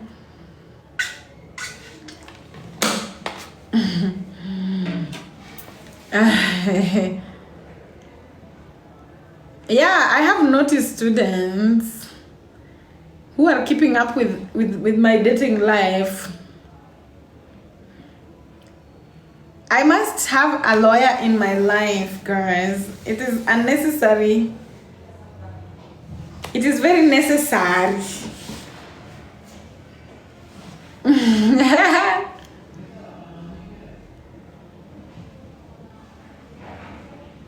For launching. Yeah, it's a very good month for all of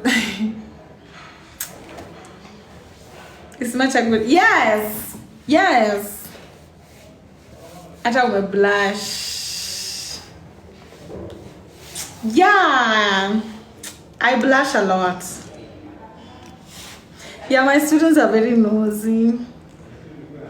If Jesus is the sun, then who is the moon? The moon is now mother. The moon is the one that mothers all. The moon is the divine feminine. Like literally, the moon is the deity. Is the deity of all. How can I use my period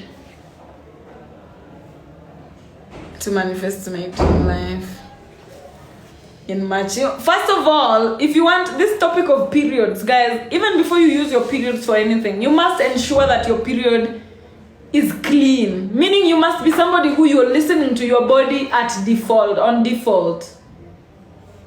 You must be someone you're listening to your body on default if you want your periods to be useful to you. So start by that. Do you listen to your body on default? Because some periods are poisonous. So if you're somebody who you don't listen and you just want a quick rush, you are acting out of ego. Your period will be more detrimental to you than helpful. Your period will be more destructive than it is helpful. You date men or women or both.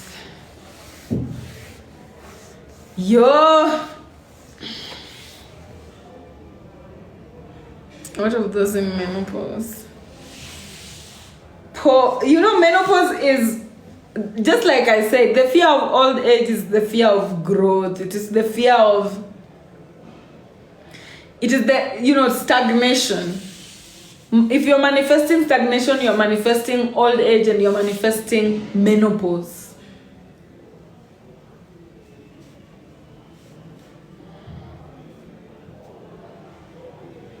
There are some women who, to them, menopause doesn't exist. We're digressing. Yeah, like the fuck. Somebody's just asking me,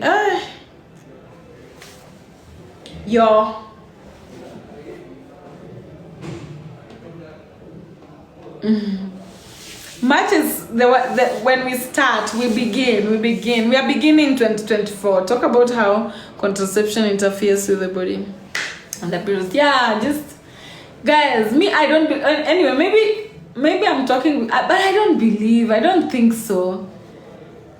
Is it straight women? You can't control yourselves. Literally, I don't believe that. It's sometimes when I say it to my straight friends, they say that, oh, you're talking like that because you're queer, whatever. But I think even if I wasn't queer, if I was a straight woman, I don't think I would be not able to control myself when it comes to who when it comes to what time I'm getting the dick or whatever. I don't think so. So I don't believe that you need things to prevent you from having sex. Military focus. I don't believe that you need things outside of yourself to prevent you from having sex. If you don't want to have sex, you just will not. Korean women are doing it right now very successfully. They are literally killing. They've said we'd rather go extinct than to give birth with low vibrational men. And then in Africa, you want to tell me that you cannot control having sex? No. In fact, I feel like contraception is reverse psychology. You get people, the moment women, because I have friends. I have never used contraception in my life. But I've had friends who, they started using contraception and became so sexually active because they were like, oh, if somebody, okay, so now I can just have sex because I won't get pregnant. Or it's almost like a triggering you to even be more careless sexual. I feel like it is an attack. And to know that when you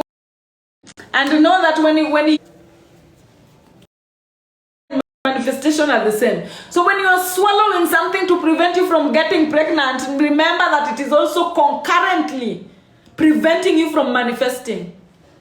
Whenever you are swallowing contraception to say that, oh, I don't want to get pregnant, know that spiritually what you are doing is you're swallowing it to say that, oh, I don't want to manifest anything. I don't want to manifest anything. That's what you're doing. Because nothing is physical before it is spiritual.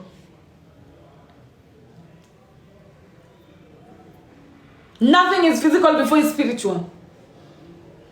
Men who go through vasectomy are just saying that, oh, I no longer want to participate in the process of creation anymore. I'm out.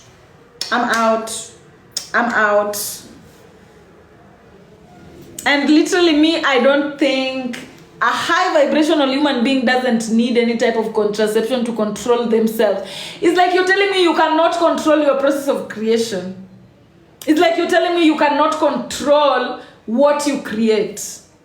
You're so scared of what you create that you have to take pills to control. Literally, no. I've never fallen for that and I'll never fall for it.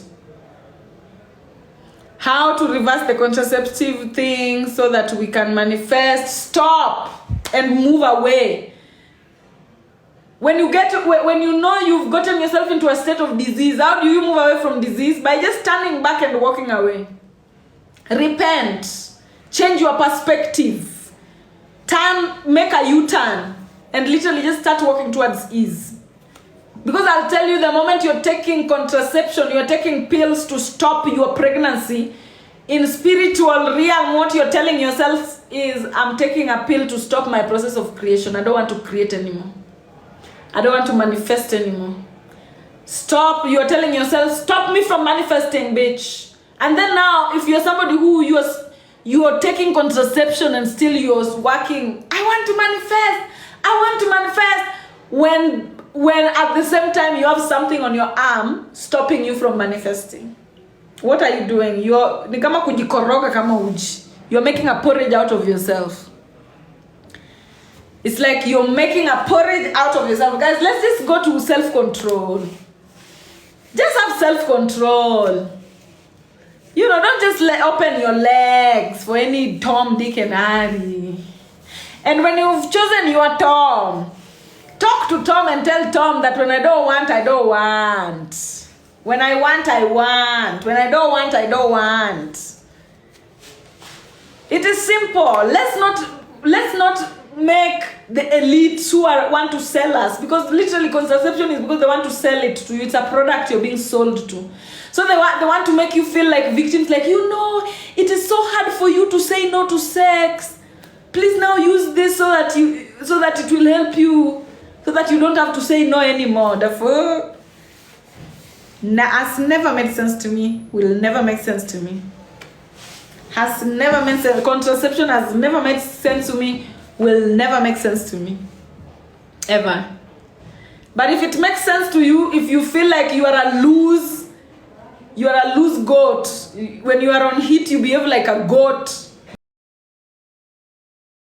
You must get, then use them. Use them. Use them. Yeah, use them. Because contraception, that is what contraception tells me. Like literally when somebody tells me I'm on contraception, they're just telling me when I'm on heat, I'm like a goat. I cannot control it. And women, there's no woman that becomes like a goat when they're on heat. Maybe men, women, no, you cannot tell me. Women are the most they're the most self-controlled on default. So but if it is working for you also, don't listen to me. If it is working for you, don't listen to me. Are you single? Or? Me, I'm not single. You've already been told about the lawyer over here. So, me, my vagina is booked for now. What's the best month to get married? July. But then it also depends on what marriage is. Marriage, the concept. Guys, we are Generation Z. Literally, we are living in Generation Z times. This is the time you question everything. This is not the time you just pick what our ancestors did and you go with it without questioning. Especially these things of marriage, contraception, church, religion. Things that are not Ubuntu based. Things that are not natural. This is the time you question those things. Don't just get into things. Get as much information as possible. It's just like before you buy anything online, look at the reviews, research. You will find a YouTube video of somebody crying that, oh my God, I made an order. It never arrived. Search for those things. It will help you. It will save you a lot.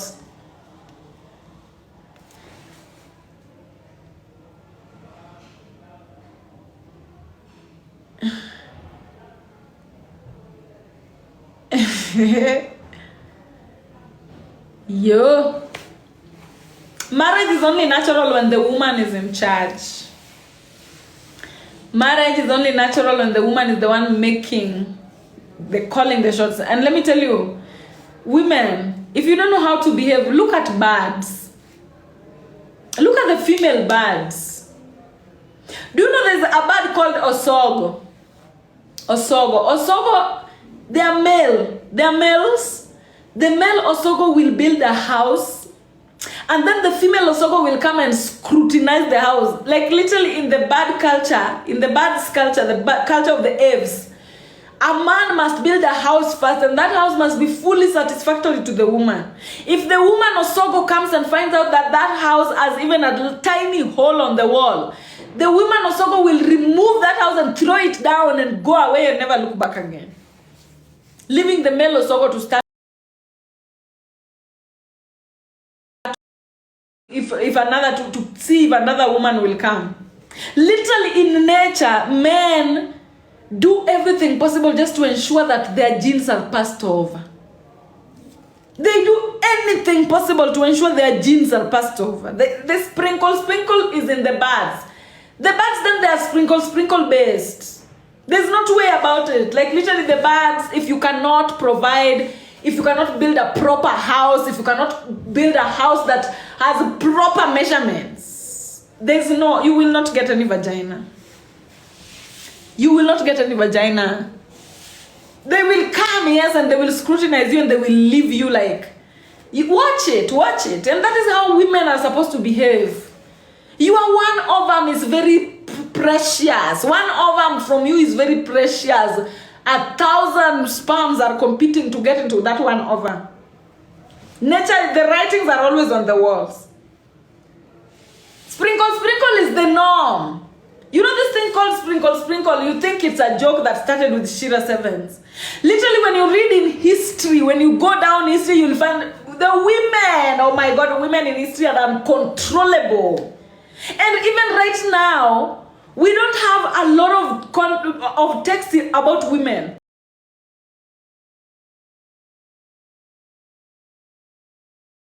recordings of women, and those, the ones that we have, the ones that the men could not erase. Women are uncontrollable in history. Women cannot be told anything. Women in history, men fear women in history. It is only our time that we are living at a time when the woman is at the bottom of the barrel. Mr. Eve, I'm always seeing you. Thank you so much. It is only during our time that we are living with the woman at the bottom of the barrel. But I'm telling you, and literally it is an illusion. Girls, if you're listening to me, men cannot reach a certain point of spiritual vibration. Girls, you should always seek validation from women more than you seek validation from men. Men are not fully there. That's what I will tell you for free. And it is even in history. Literally, a woman, a dumb woman is able, a woman that you think is the most dumb, can take a president of a country to bed. Men are naturally subordinate, or should I say, under women. And so this thing that is called sprinkle, it is a movement that if you are against, you are working against yourself, you are wasting your time.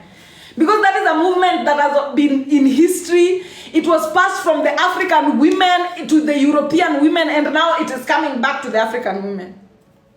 Look at the relationship between the women, the Italian women and the Ethiopian women. The Ethiopian women and the Italian women had a very complex relationship, a very close relationship when it came to passing down the secrets of the divine feminine. Look at it, and how you realize it is in the even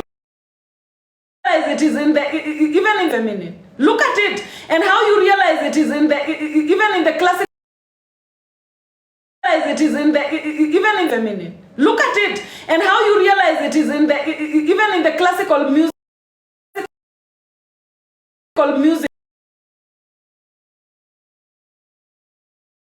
Women. Africa.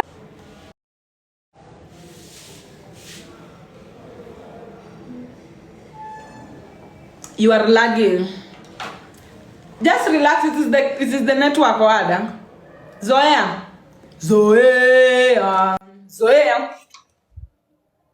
Me, I don't want to go live with anybody. I'm telling you, I will tell you this for free, and I will never be afraid to even say it in front of men. Men are not fully there. And as a woman, the sooner you catch up to that information, the better for you. Because now you will stop seeking validation from men. Personally, I don't seek, like literally, women are the marking scheme that I have. Women are the only marking scheme that I have. Women are the only people I want to please. Women are the only people who, when they tell me I don't look good or what I'm wearing is terrible, I feel terrible. Women are the marking scheme I use in my life. Women's opinions are what I listen to.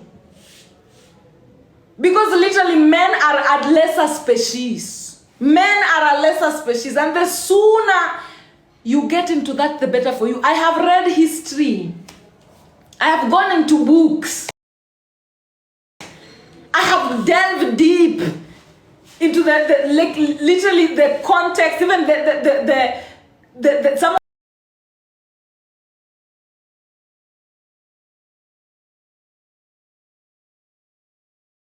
women were always together after knowing that men are not fully there.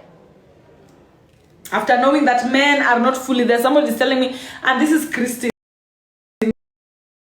And this is Christine Rose. Pick me. And this is Christine Rose. Pick me. Pick me, pick me, pick me.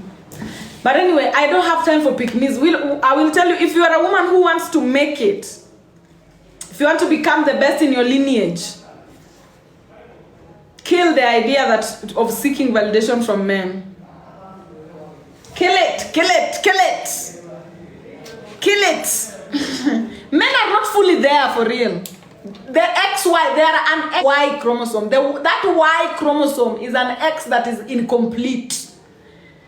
In the beginning, the world is on land. That is when the male species come to be. And the male species are not. You know, we are raised in a society where men are the CEOs, men are the president. So it naturally, it might make a certain woman to think that, oh my God, men are naturally superior. Interact with them is when you will see. Interact with men of all calibers. And trust me, guys, I've interacted with men of different calibers, all the same. All of them are the same. It doesn't matter whether the man is a CEO. It doesn't matter whether the man is a huge politician. It doesn't matter whether the man is riding a bicycle in the village. All the same. All of them the same. The same. I'll tell you that. And if you think that one is different, wait for your character development. They are bringing it. I'm telling you, wait for your character development. They are bringing it. And usually, a man is usually the biggest downfall of some of the most elevated women on the planet, because a lot of women, they still live under this illusion that you need a man to be acceptable in society, you need a man to become a fully. In fact, me, most of the time when I see a woman and then they have a man beside them already maxed down already, because I know you've not seen the fuckery. You still don't know that you're walking around with something that is not fully there. Especially in this generation, I will tell you that for free. In this generation, the moment I see a woman with a man, that's how I know that that is not a serious woman. That's how I know that is not a woman who is serious about awakening. I will always tell you that for free, and I'm never wrong. They always come back and prove me right as fuck. So sprinkle is true. And as it is going on, it is going to resurrect a lot of Lazarus contexts that are buried in history. It will raise a lot of Lazarus contexts that are buried in history. It will tell you the power of the menstrual cycle. And me, I don't respect women who seek validation from men, who still dress up for men, who are still like, oh, my man. I do not respect them. I just allow them. Like, literally, I'm okay existing with them in the same reality. But me, I never respect. Are you divorced? Never been with a man. Me, and one thing I'll tell you, when it comes to my relationship with men, let me tell you. Somebody might say that, oh, what? I'll tell you my relationship with men. My relationship with men started with my relationship with my brothers and my relationship with my own father. Low vibrational, mediocre, uncouth. Literally nothing to admire. And me, that is where I cut it. I cut off my relationship with men when I was a child. And I've never gone back. Each and every time I was growing, I was just being proven right. So much that I've had, like, there was this guy who disappointed me so much. You know, this was a guy that I thought that, oh, the way a woman, you reach a certain point and you're like, maybe there's a guy who has a brain that can think. And then I give this guy a chance. This guy was smart as fuck. Smart. Best university, was among the best students in their year, was gazetted. The name appeared in the gazette, like literally the creme de la creme. And this creme de la creme, still the behavior uncouth. And I will tell you, do you know why the behavior is uncouth? Once a woman is in the scene, forget your man. Once there's another woman in the scene, even if that woman is never set foot in kindergarten, as long as there's another woman in the scene, never have confidence in your man. Never stand up and say that, you know, me, my man. As long as there's another woman in the picture, never underestimate the power of a woman. Power of a woman in the picture as far as your man is concerned. Men can sleep with anything. Literally, even just looking at a dick can erect it. Just you looking at a penis like this with your eyes, it will erect. I had to stop preaching it. I'm telling you, that is what it is. Somebody will tell me not all men. Fine. We will see. Put them for us on the billboards. Push them to the celebrity scene so that we can see them. Because you cannot just keep telling us not all men, but it is microscopic. A man's penis penis will erect by just you looking at it like this. A man's penis will erect. Where? Those ones are the devils. Those ones are the demons, by the way. In case you don't know where the devil hides its tail, it is at the penis. And especially the penises of our time. Yeah, they keep saying that not all men, unless those men are microscopic. Because tell me which ones. Which ones? If I can Elon Musk, the likes of men that our generation, the men of our generation looks up to, is it not the kind of Elon Musk? Look at the behavior. Look at the behavior of Elon Musk around women. Look at the behavior of Jay-Z around women.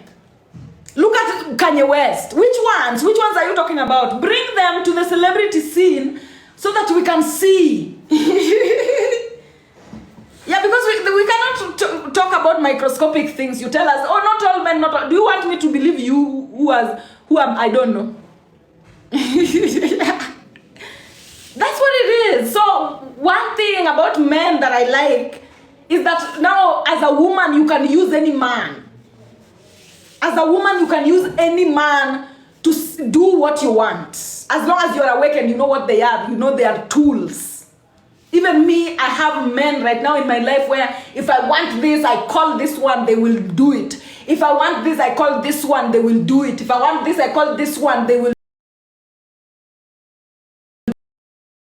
this, I call this one, they will do it. If I want this, I call this one, they will do it.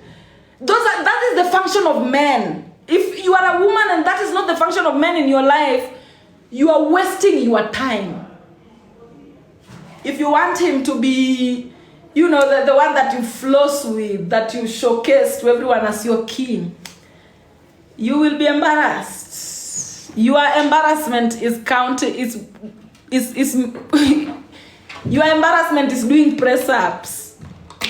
But one thing you must know, they are very useful when it comes to now handiwork. If you want things done, always don't do it yourself. Don't become an independent woman.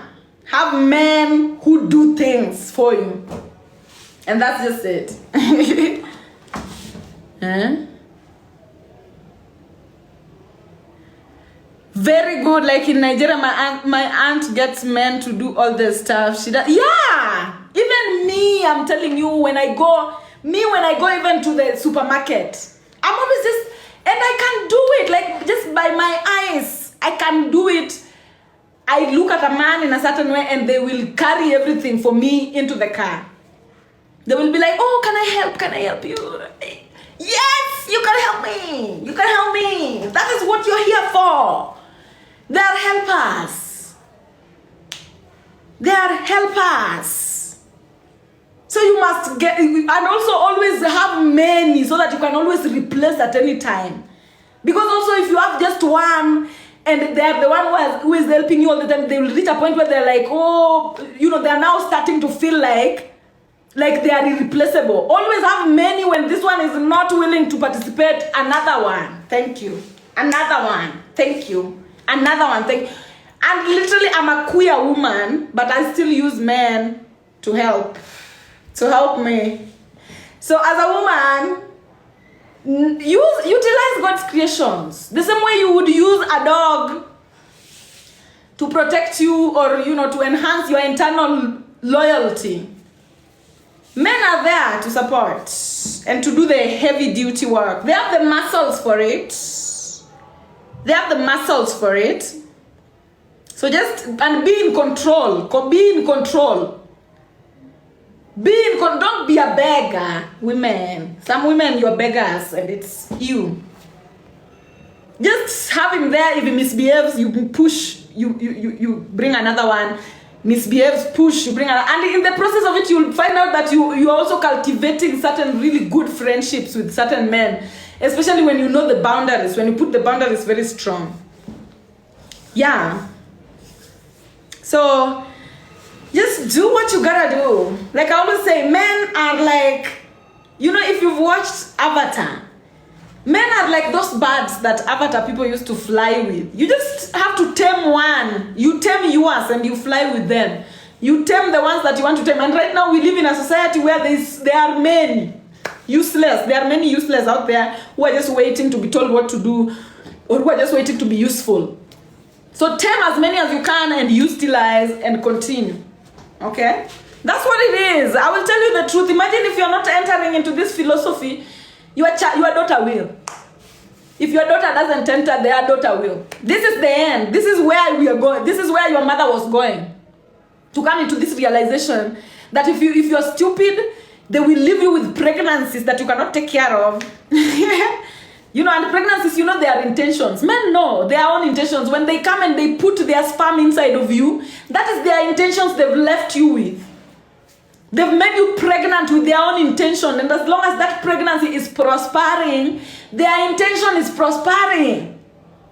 That is one thing you must know spiritually. That as long as a woman, as long as a man has their child inside of you, they've put their intention inside of you. And if you put that child to term, you have put their intention to term. And as long as that child is breathing in and out, that man's intention is breathing in and out, whether they are taking care of it or not. So as a woman, think. The men that are supposed to be putting their sperms inside you should be very worthy. If they are not worthy, use your ovaries to empower your own life. Because one thing as a woman that you must know is that the fact that you have the ability to create life, to create a baby, means that you directly have the ability to create the life that you want. So that baby is you welcoming other people for you to create life in collaboration. But remember, you don't have to collaborate to create life. You can create your own life without collaborating with other people. And you have to, if you have to collaborate with somebody else, to make sure it is worth it. Make sure it is worth it, guys. Make sure you carry sperms into the future, sperms that are worth it. Don't carry sperms that will come to destroy Earth. Because how do you know a sperm is coming to destroy Earth? Does it destroy you? Has that baby destroyed you? Has that intention that that man left you with destroyed you? Has it pulled you behind in your life? That's how you know that that baby will pull the world behind. What your baby does to you is what it will do to the world. What your baby does to you is what it will do to the world. That intention, babies are intentions. That intention that a man has left you with, what that intention does to you from the time you get it up to the time you birth it, that is exactly what that intention will do to the world. And if it is an intention you are struggling with, no, the world will struggle with that intention. But if it is an intention that comes from a man that has a little bit of sense, a man that you can actually drive properly, and everything is going your way as a woman, then know that even those children, they will go according to the way of nature. Nature will be they will go according to the way of nature. Nature will control them. Nature will make them, they will benefit nature. But if not, guys, it's not a max you give birth. People have given birth in history. It's no longer something that you need to try to know if you can or not. If you don't find a man that is worth it, create your life instead. You don't have to create a child. Use that space that you're using to create a child to create your life. It's not by force. It's not a must. You create a child. And most of the time, this menopause comes out of you. The spaces that your ancestors gave you to create your own life, you filled it, all of it, with other men's intentions. So much that it reaches a point nature tells you, no, the door is locked now. You can no longer create anymore. As we've given you space, you're using it to create for other people. Get the fuck out of our face. Menopause. Men oppose.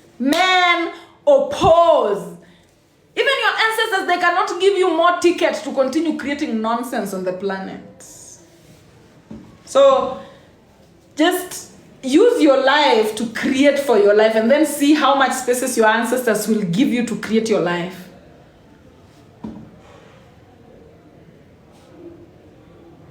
Use the spaces your ancestors... Every ovum is a manifestation. Every ovum is a manifestation. And an ovum, you can turn it into a car. You can turn an ovum into a company. You can turn an ovum into a university.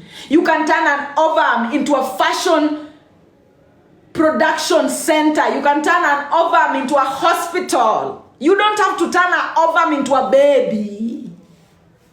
Baby is just one of them. Baby actually is, you turn your ovum into a baby when you have no option. When your only option is survival of this planet.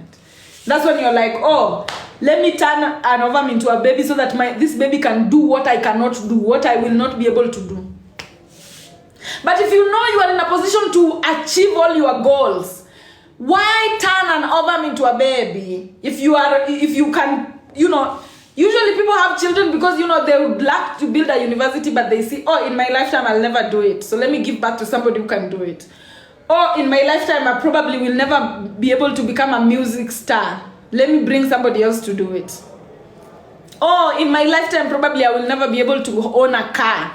Let me bring somebody else to do it. But if you want to do it, if you want to own a car, if you want to have your own fashion house, if you want to have your own university, if you want to have your own company, if you want to have your own hardware, and you want to have it in your lifetime, you have no business bringing a soul. What are they coming to do if you can do all the work? If you can do all the work, what are they coming to do? So guys, don't just go giving birth like rats. It was, our ancestors gave birth a lot, yes, but it was because them.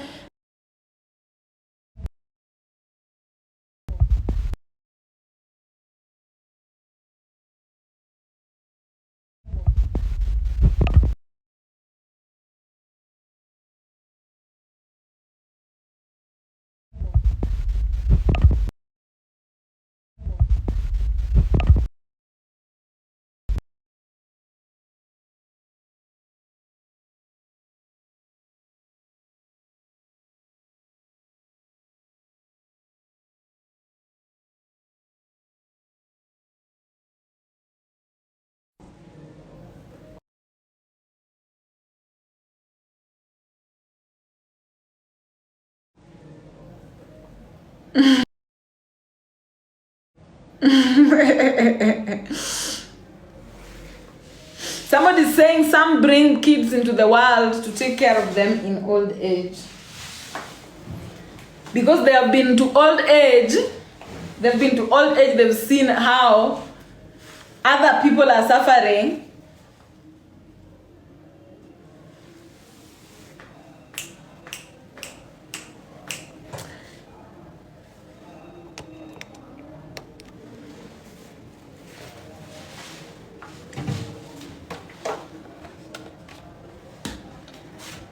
Network is freezing. Yeah. When it freezes, it's okay, man. We just have to wait.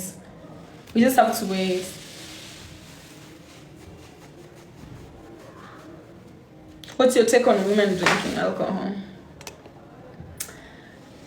Oh, human beings, I don't know. Like, when you tell me what's your take on women drinking alcohol, it's like you're bringing some gender biases or gender double standards over here. Me, I don't know. I don't have things that women should be doing and things that men should be doing when it comes to recreational activity. Everyone just do whatever the fuck you want, man. Everyone, yeah, ameshinda hapa. Like, why can't you ask me what is my take on men taking alcohol? Why the women?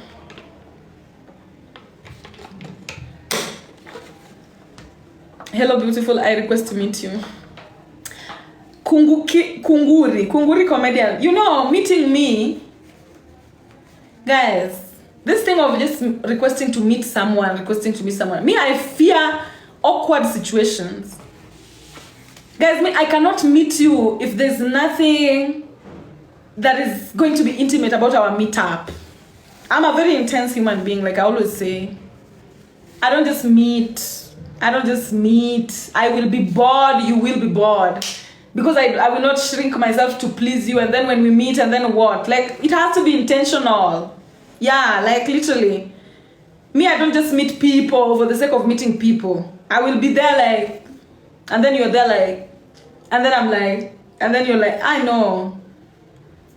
You know, if you want to meet me over, just organize yourself. If you're somebody who you want to meet me, like for example, let me say I want to meet, like let's say, which name, Isabella here. If I want to meet Isabella, I have to sit with myself and look at Isabella and see, okay, me and Isabella, what would I like from Isabella? What would I give to Isabella? Be very intentional about our meeting, because me, I don't do superficial things. I don't do a meeting where you're coming to gauge how my nose looks like, or you're coming to gauge if I look the same in person, or you're coming to gauge. I don't do such kind of things of nonsense. Like to me, it's so nonsensical. I'll be bored. I'll waste my time for no reason. I don't want.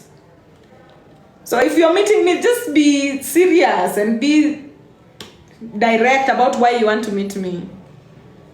And to be honest, me, I rarely meet people unless we are meeting to, you know, to create. Let me not even say it raw. If we are meeting to create, unless we are meeting to create.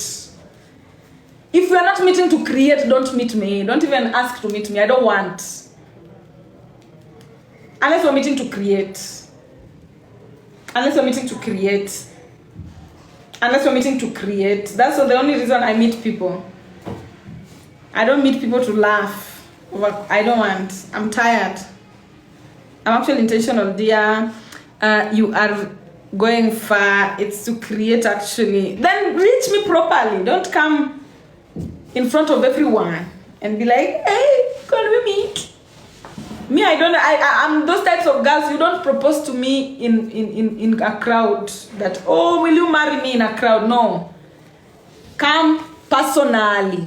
If you're serious about meeting me, just come like a reasonable person. Don't come asking me out in front of 692 people.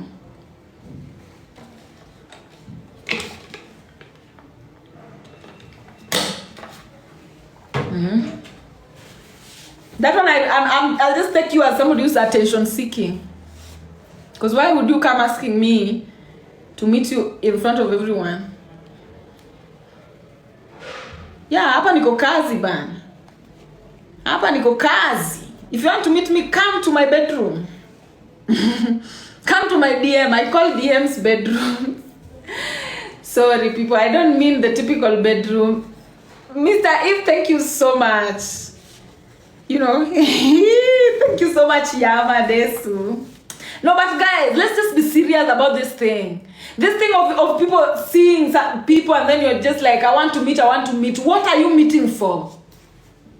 You don't just meet people unless you're a thief. You're going to steal somebody's essence. Meet people because you want to meet people. If you want to meet me because you want to have sex, tell me, okay, I would love to have sex with you. Can we meet over that? Like, come with it. Don't come meandering. No. Come straight. Come correct. Come straight. They meet to report to others and to, I don't do that. I don't do that. Yeah, there are people who steal essence. You also have to know, like, literally, it's very easy to steal somebody's essence.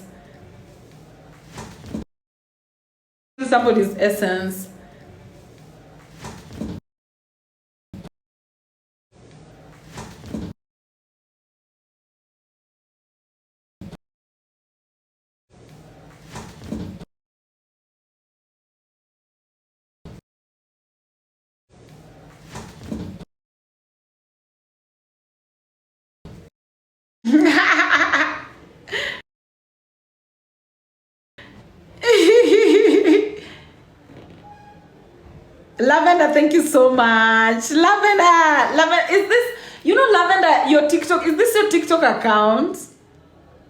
Like, literally, I never know which one is your TikTok account because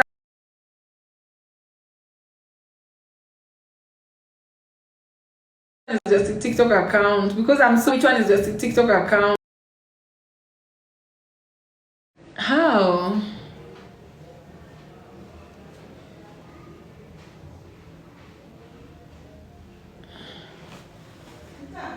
So now I'm trying I'm trying to figure out how to unmute myself.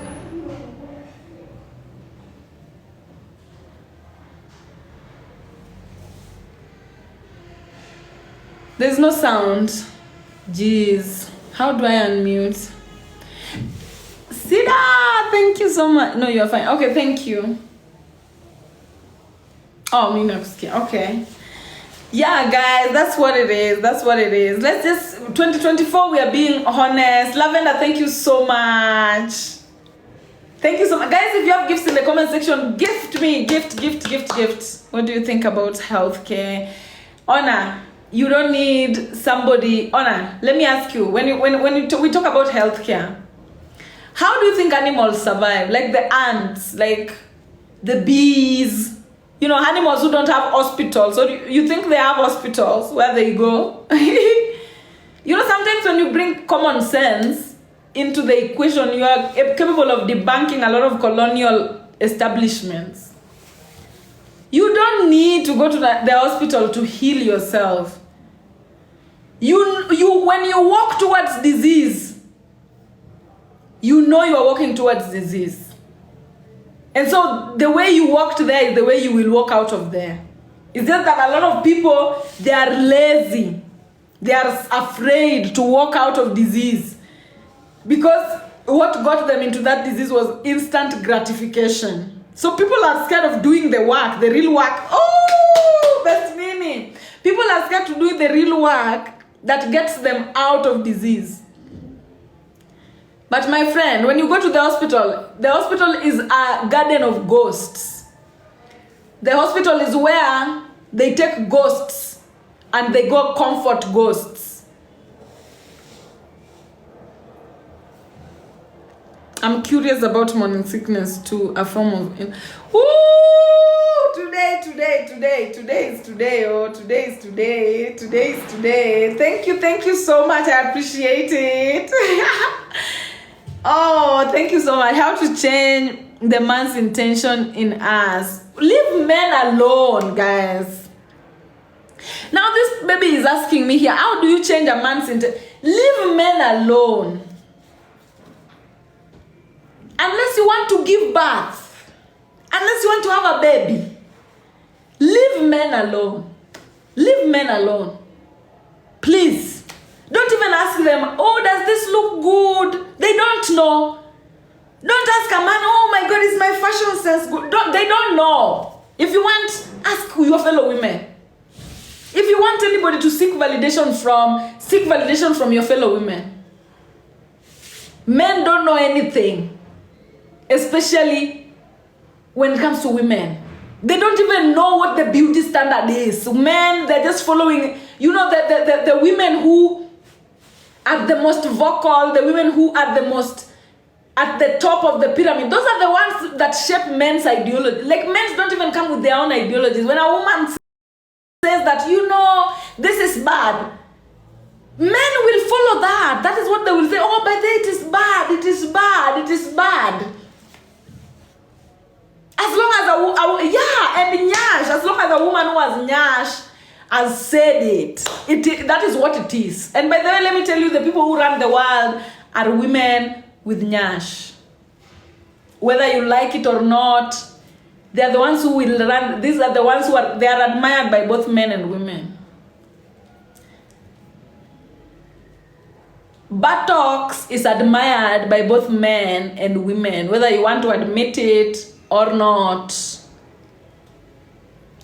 Men naturally don't have buttocks, meaning men naturally don't have confidence. Men get their confidence from their women they are with. Men get confidence from the women they are with. Men are not built with buttocks. Men are not built with the capacity to hold a manifestation. The only way a man is capable of holding a manifestation is if they have a woman beside them.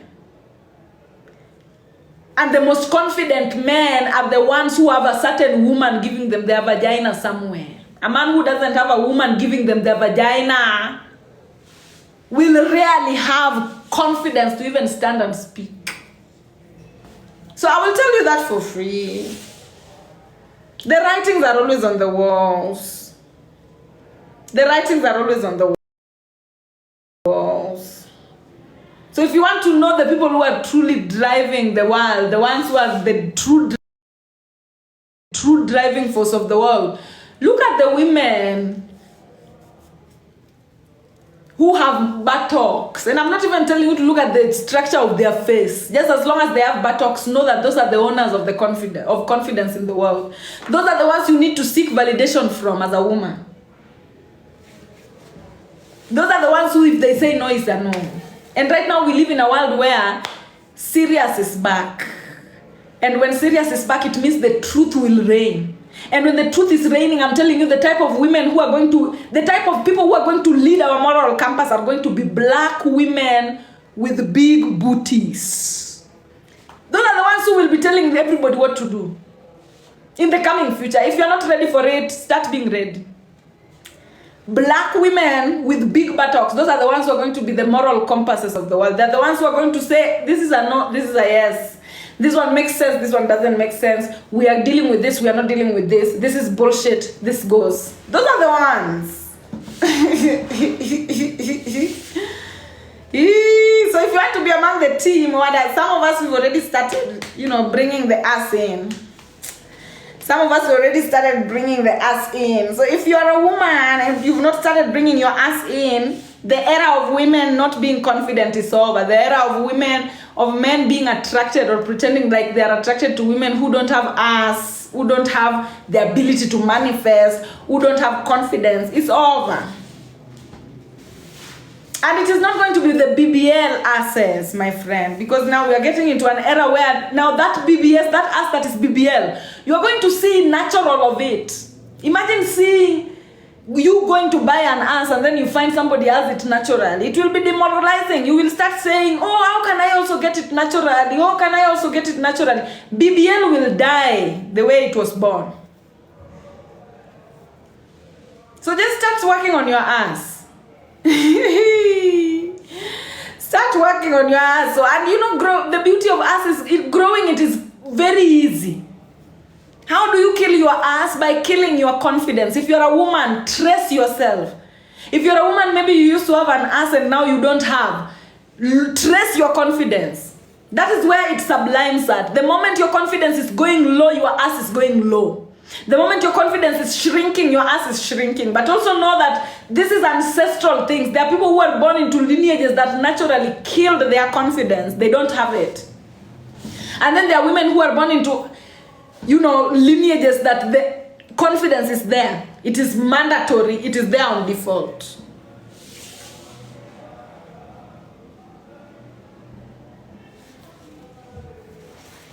That is what it is, guys. We don't have, I know this might sound very rude to somebody who doesn't have an ass. I did not have an ass at some point as well. I shrank mine at some point as well.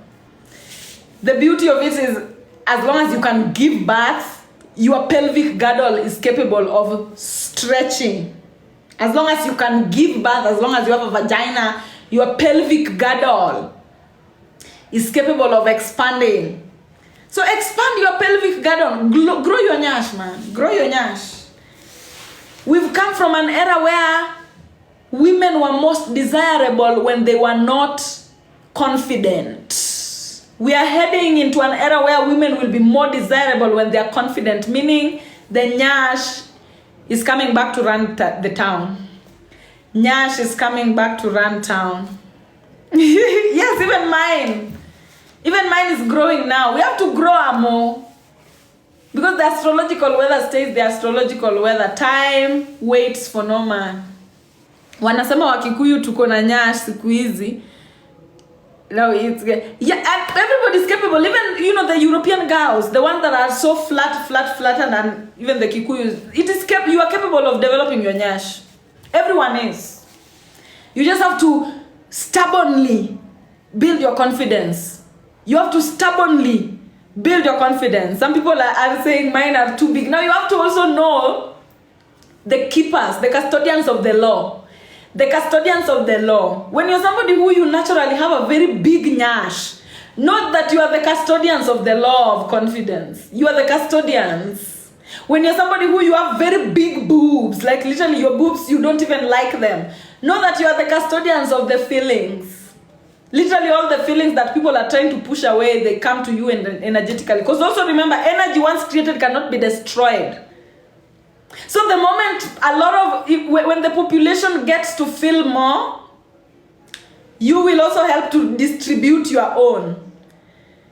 When the population gets to develop more confidence, as I get my confidence more, this nyash that I'm developing, it is not just coming from out of the blues, out of thin air. We are sharing energies. So my ass is coming from somebody else who maybe they feel like their ass is too big. So whenever I'm praying for my ass, it is being taken from the ass that I'm getting is being taken from somebody who feels like they have too much of it. The custodians of the laws are usually the distributors. That's how the world works. We are so interconnected. Energy once created cannot be destroyed. When we live in a world where many people don't want to be confident anymore, then those energies, they move to people who are the custodians of those. The custodians of the law, the ones who you have to hold it. Your ancestors were the creators of it. Your ancestors were the creators of it. So if everybody doesn't want it, it comes to you. I love women. Me too, man. Me too, and women, we must love each other. We've lived in a world of men loving men. Men have been loving each other. You know, when you talk about homosexuality, most of the time when we talk about homosexuality, they like to mix it together. But as women, you must know that homosexuality has always been there. In fact, patriarchy is men loving men. Men have always loved men. Men have always had the money. They were placed in a place where more men have more money. When more men have more money, more men fuck with men more. And we've been living in a society where men have been fucking with men more. Now it's time for women to also get into places where women are fucking with women more. That's the opposite of it, man. When women start to get more money, it means women now start to fuck with women more. Men have been fucking with men. They're just not telling you. When you look at the LGBTQ community, men are more.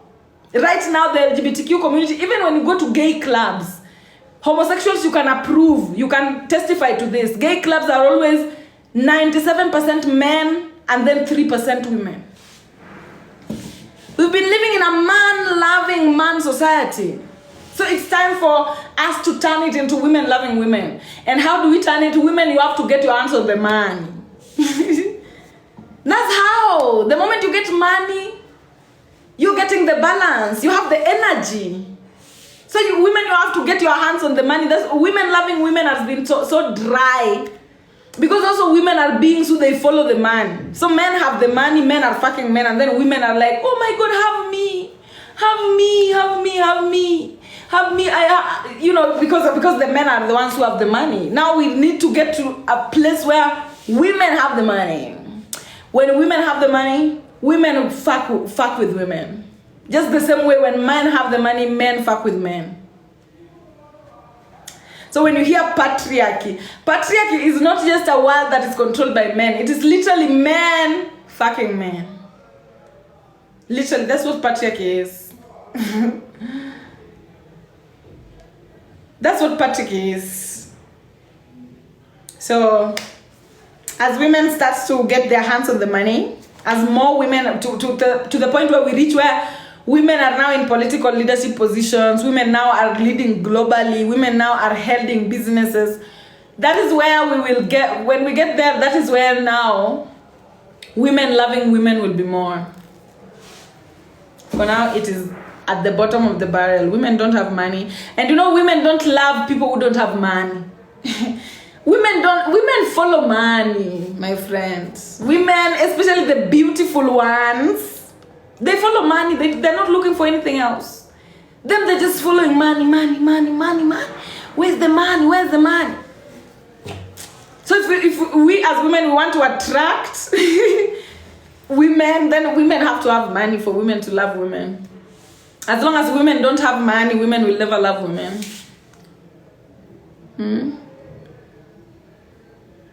Money follow us. I don't think so. A lot of women are even our mothers, you know, just growing up. Okay, personally, I know some women or some people, your mothers were rich. But me personally, and a lot of my friends, we grew up with very poor mothers. Our fathers had money. Like, for example, me, my dad had money, but my mom was very poor. So when you say money follow women, me, I don't think so. Women have to, like, literally go out and make money. Women have to literally go out and make sure they have the money. And then women will start following the money. Women are always going where the money is. So if you want a world where women love women, women have to have money. There's no two way about it. As long as women don't have money, women will never love women. That's it. How do I gain back my confidence? The easiest way to start gaining back your confidence is do squats. Do squats. I would tell you, start doing what you love or whatever, but just do squats. As your ass is growing, your confidence will come. But women are hardworking, very hardworking. So let's continue hardworking. Let's continue working hard. But the money is created by men. Is still what do you mean money is created by men? Money is energy. It is a tool of exchange. Literally, money is fire sign. Fire sign comes from mitochondria. Mitochondria is only passed from women. Every human being inherits their mitochondrial DNA from their mother. Legacy is maternal. Money is maternal. Fire sign does not come from men. Fire sign is a feminine entity. There is no man that passes fire sign to their offspring. Only women pass their fire sign to their offspring, meaning all fire signs that exist in the world are of maternal origin. And money is the number one fire sign. So therefore, money is very maternal. Money is very feminine. The only reason why money is masculine now is because Europeans keep printing dollars. The Americans. Americans print dollars. Every time they have literally 33 trillion debt, carbon print. So when they equate money to printed papers, then money becomes masculine. But when they equate money to energy, like literally I have to have energy for you to give you, for you to have energy to give me. That is what money is. Money is, do I have energy to give you? Do you have energy to give me? For my energy, for me giving you my energy. That is what money is. It is not paper. Paper that is money is the masculine entity.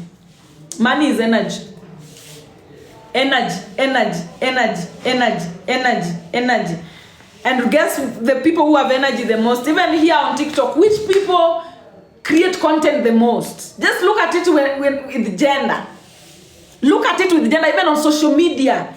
Which people are on social media the most? Which people are creators the most on the planet? When you're scrolling down your For You page, do you see women the most or it's men you see the most? Yeah, it is women. Women are the owners of energy. So women are the creators. Literally, they are the creators. They are the ones with the womb. Women are the artists. As long as you are a woman, you are a natural artist. As long as you are a woman, you already have energy to exchange. You can't say money is masculine. It's not.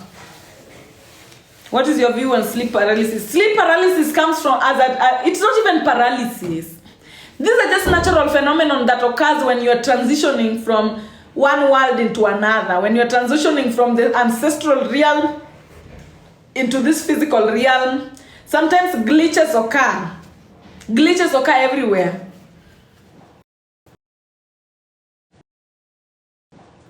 So when a glitch occurs, like sometimes you want to wake up in the reality, in the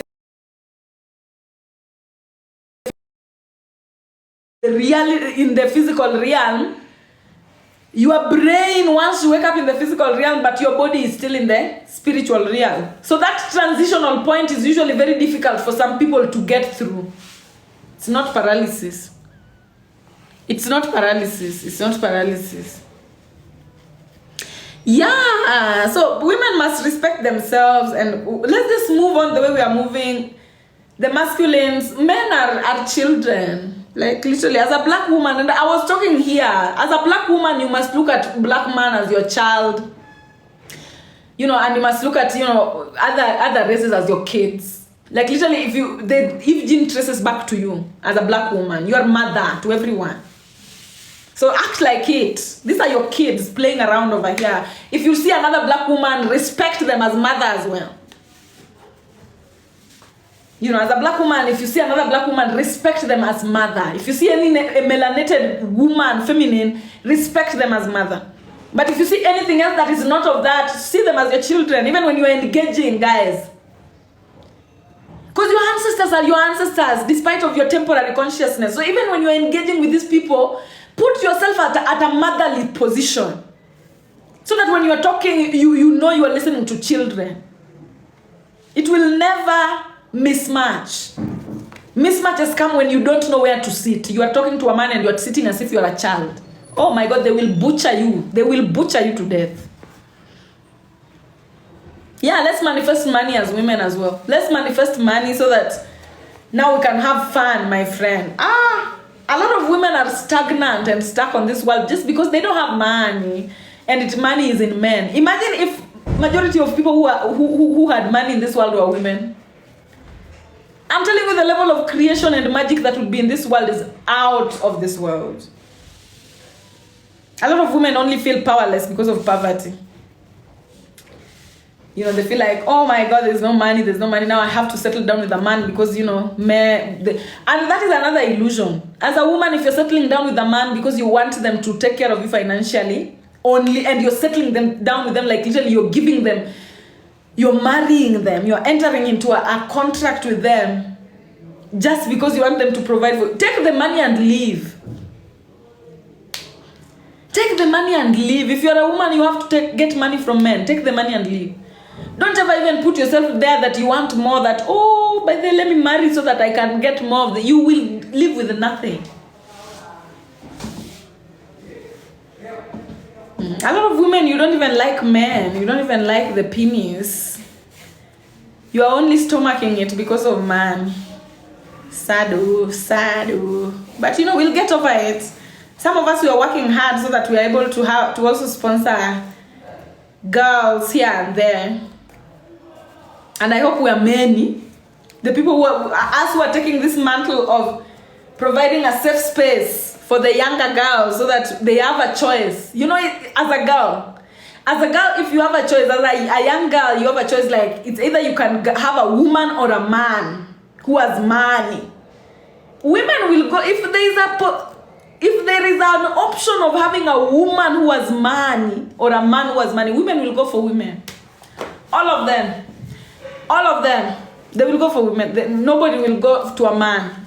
Women only stomach men for money. So if at all there was an option of, okay, there's women with money, there's men with money. Now as a young girl, choose.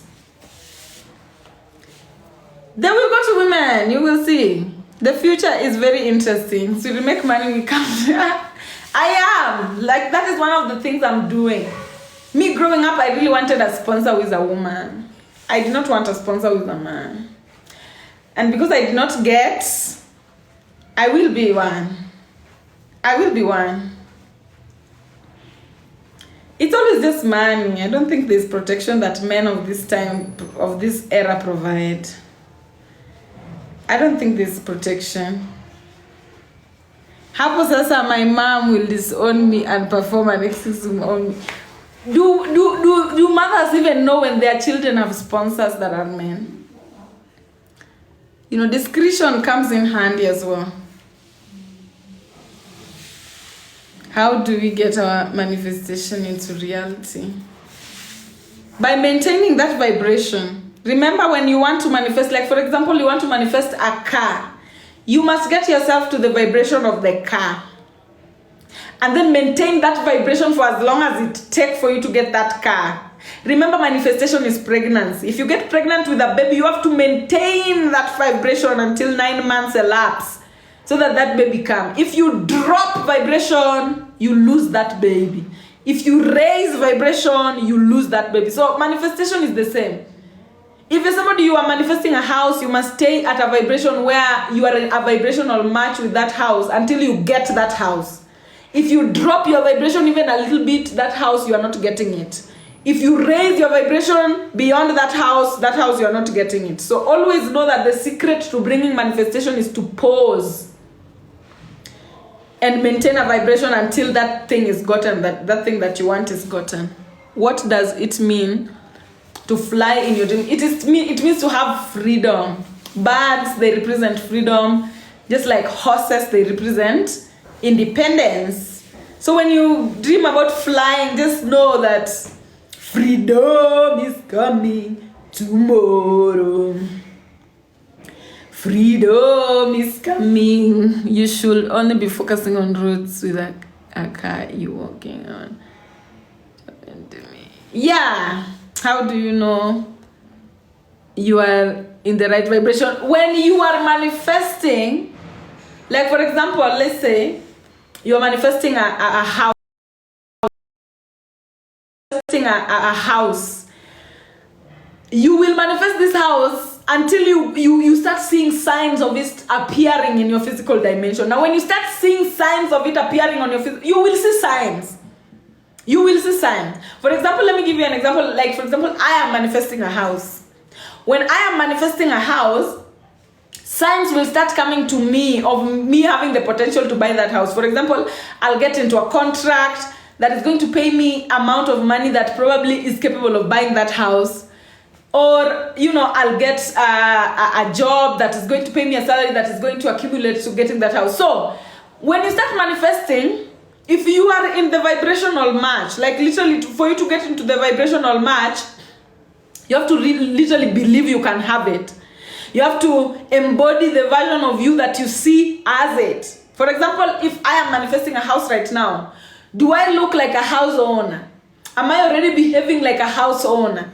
There's a way in which a house owner is. There's a way in which a house owner carries themselves. So that is the vibration.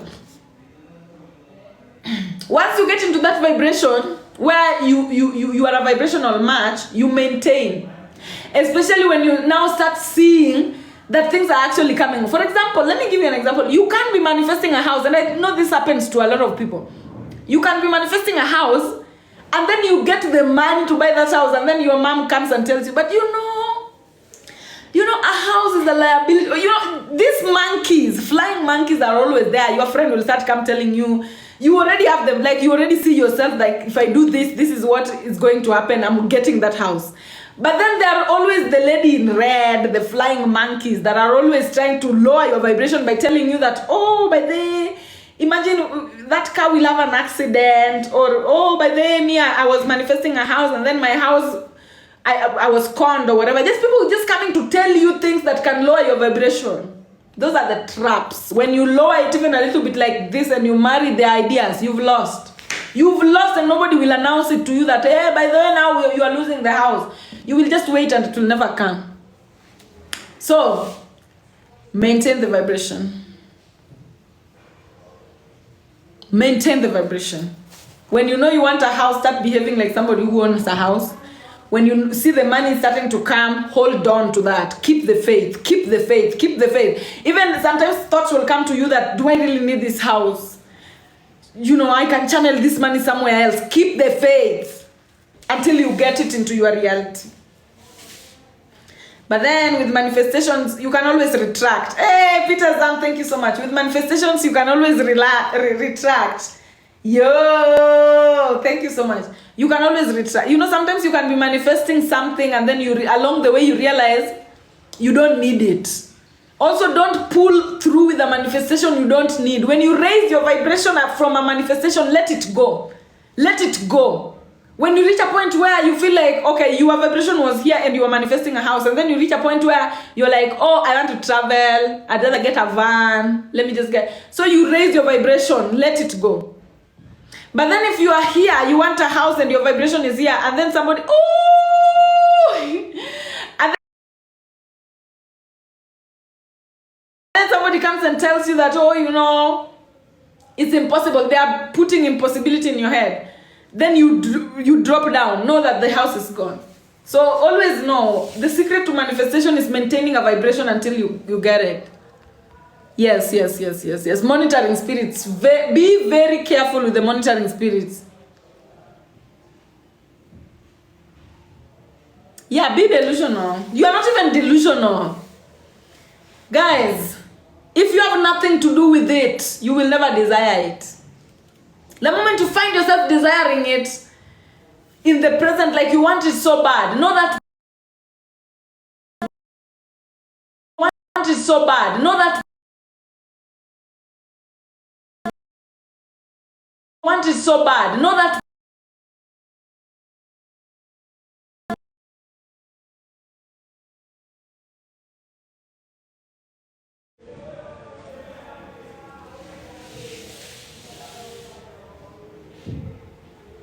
okay. Yeah. So somebody wants me to talk more on the monitoring spirits, I will. But then somebody has said intentional, not delusional, and I will explain the difference between delusional and intentional and how they're probably the same. I was saying, for example, I am seated here. Can you guys hear me? Can you guys hear me?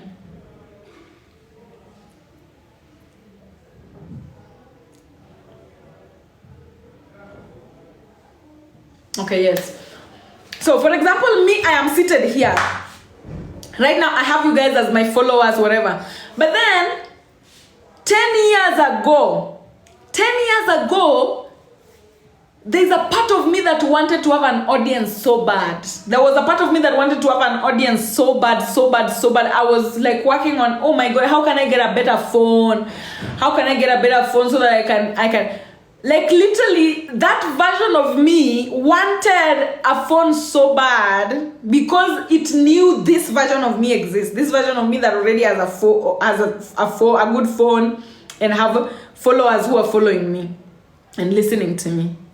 The same way, the version of you that has a car exists.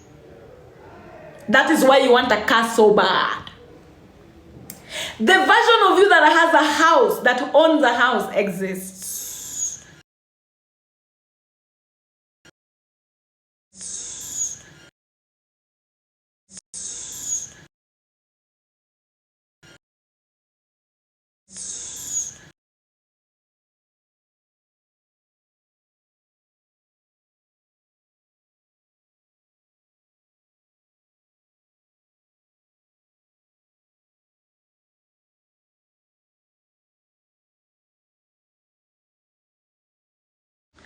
Guys,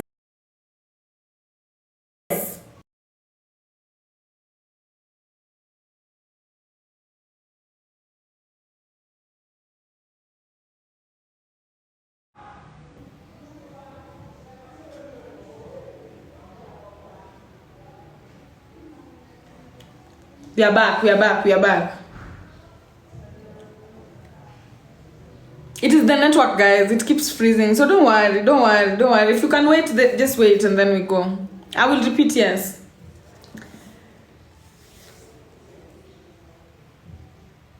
When you have nothing to do with it, you will not want it so bad in the now. This is why authenticity matters. Because there are people who, because of Nollywood, you've seen Kylie Jenner has a Ferrari. Now you want a Ferrari. And your future, maybe your future self has nothing to do with Ferrari. Ego. Also know how to differentiate your ego from your essence. Purge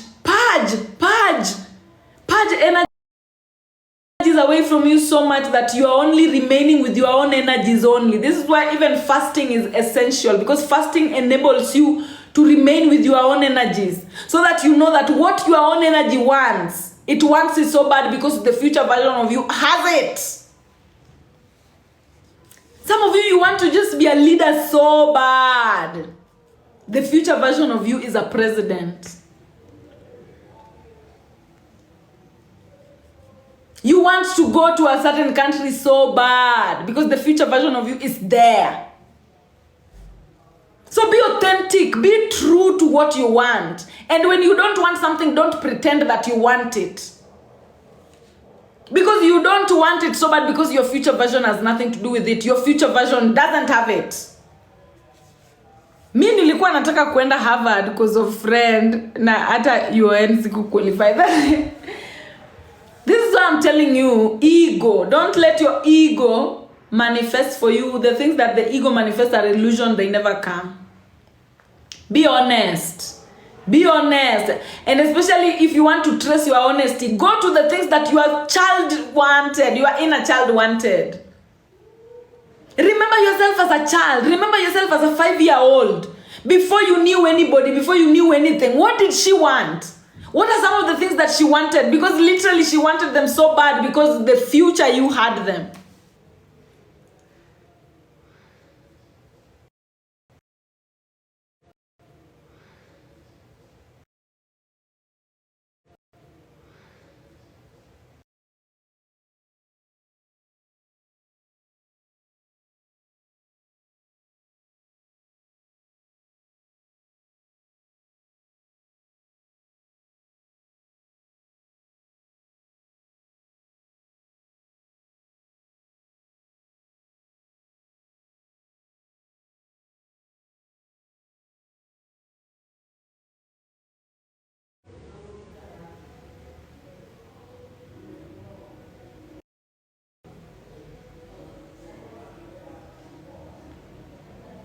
Yeah, there's a lot of glitches today, and you know, even I think it's because we are beginning a new season. Yeah, we're beginning a new season, so there's a lot of glitches. Also, you know, just astrologically, there's usually network issues, is astrological and all. Somebody's asking me to talk about the monitoring spirits. Monitoring spirits are people around you who are on the same path as you. So monitoring spirits come in two entities. There are positive monitoring spirits and negative monitoring spirits. The positive monitoring spirits are people who are on the same path as you and are rooting for you to win, so that they win too. They know that you are in the same village. And then there is a negative monitoring spirits who they know that you are in the same village, but they are failing in their own task. So they are seriously rooting for you to fail too. We have two different types of monitoring spirits, the ones who are passing and the ones who are failing. You are in the middle. You are in the middle of the ones who are passing and the ones who are failing. The ones who are passing are wanting you to go. They are holding you with them. When they see you, inspire them. You are in the same village. You are in the same caliber. You are moving together. So they keep checking on you because you are also fueling their own path. And then there are the negative monitoring spirits who are, they are failing. They are spiraling south. They are moving down. And you are moving up the same path that they are moving down to. So they are making sure that they keep up with you and you fail like the way they are failing. It is nothing personal. It is just life. Because monitoring spirits are a must. They are a must. They have to be there. They are the ones who will tell your stories when you're dead. They're the ones who are holding your story for you.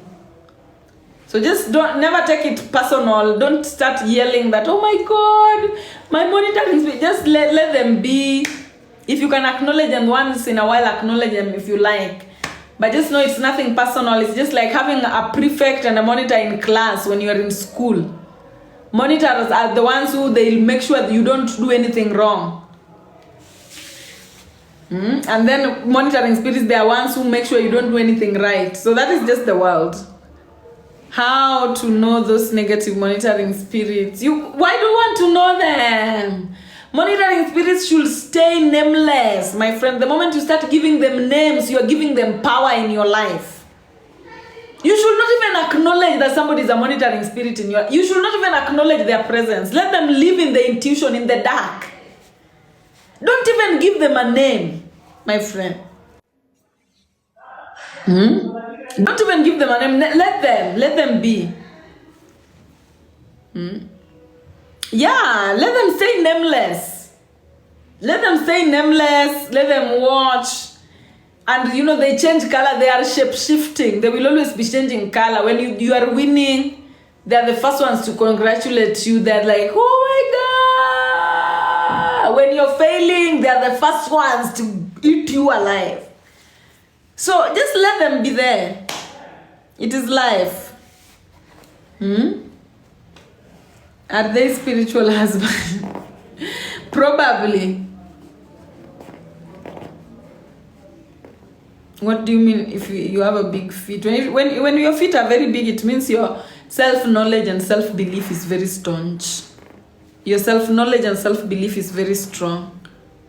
Why am I so emotional when I am opposed? Emotional as in,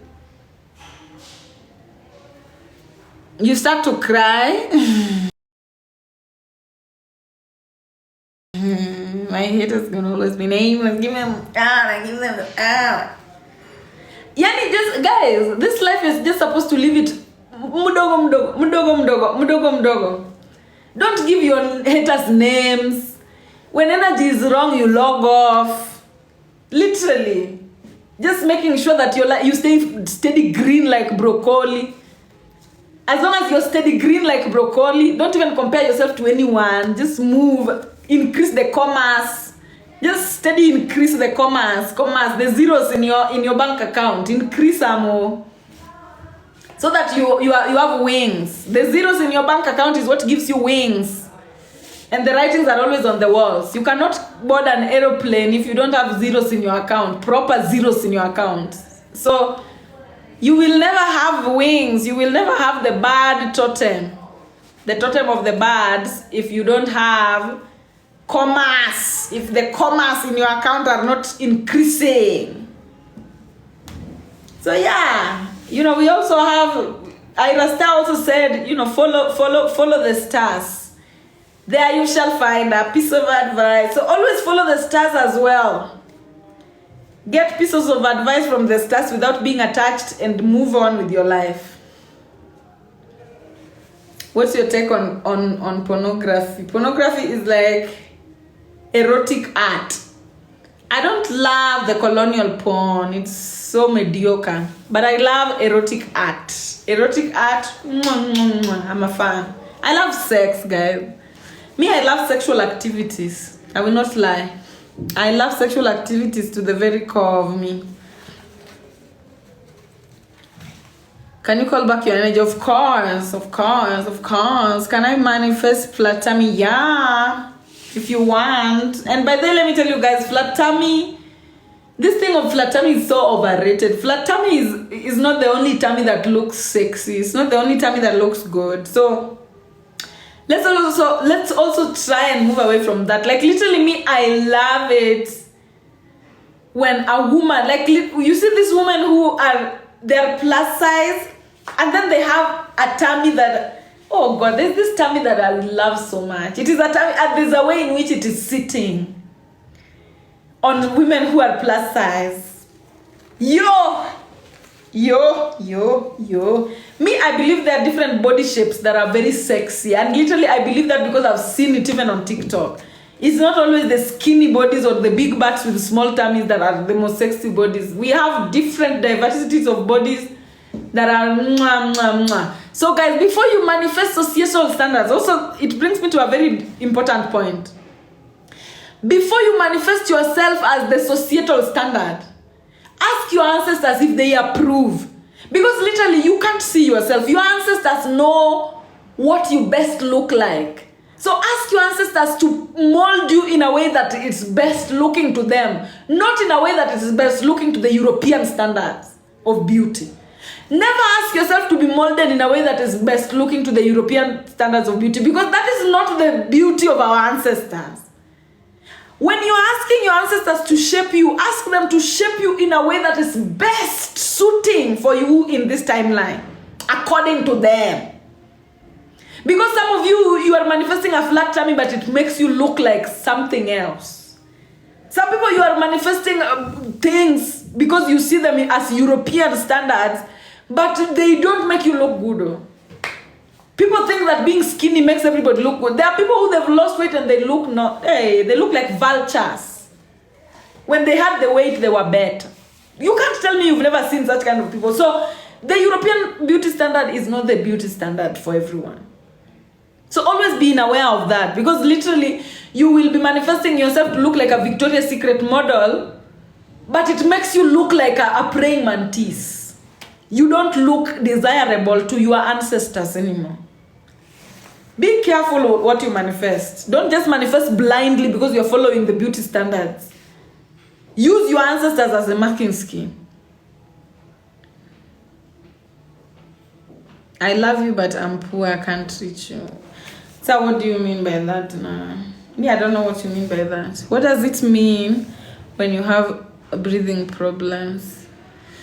Oh, breath is literally breath is the direct phone call to God. When you have breathing problems, your phone, you have no credit. Your phone has no credit. When you call God, muteja wa namba haipatikani. Your connection to your God has scratches. It is glitching.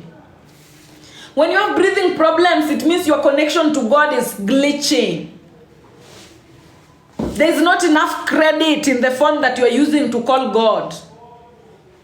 So you must work on your connection with God. Like literally, it has to be intact. Can you describe your type? I saw.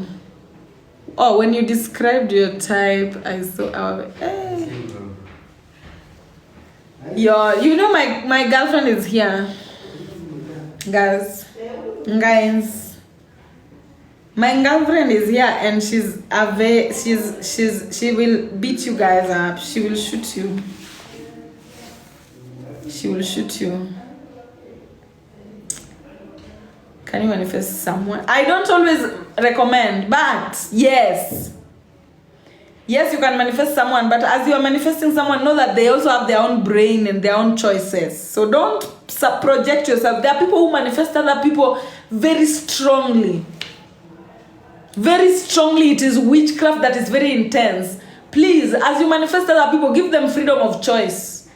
Allow them to be able to choose you too, as much as you've chosen them. Leave that void there where you're like, okay, you are allowed to either choose me or reject me. Some people, you manifest other people with all your might and there's no negotiation. You just want them. They must have me. They must have me. No.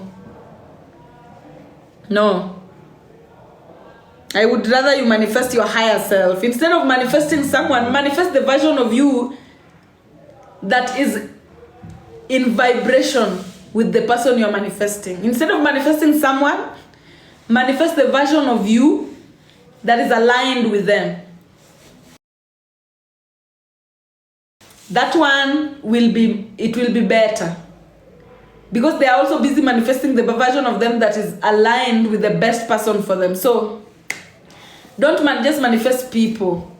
It can have such a backlash that you won't like.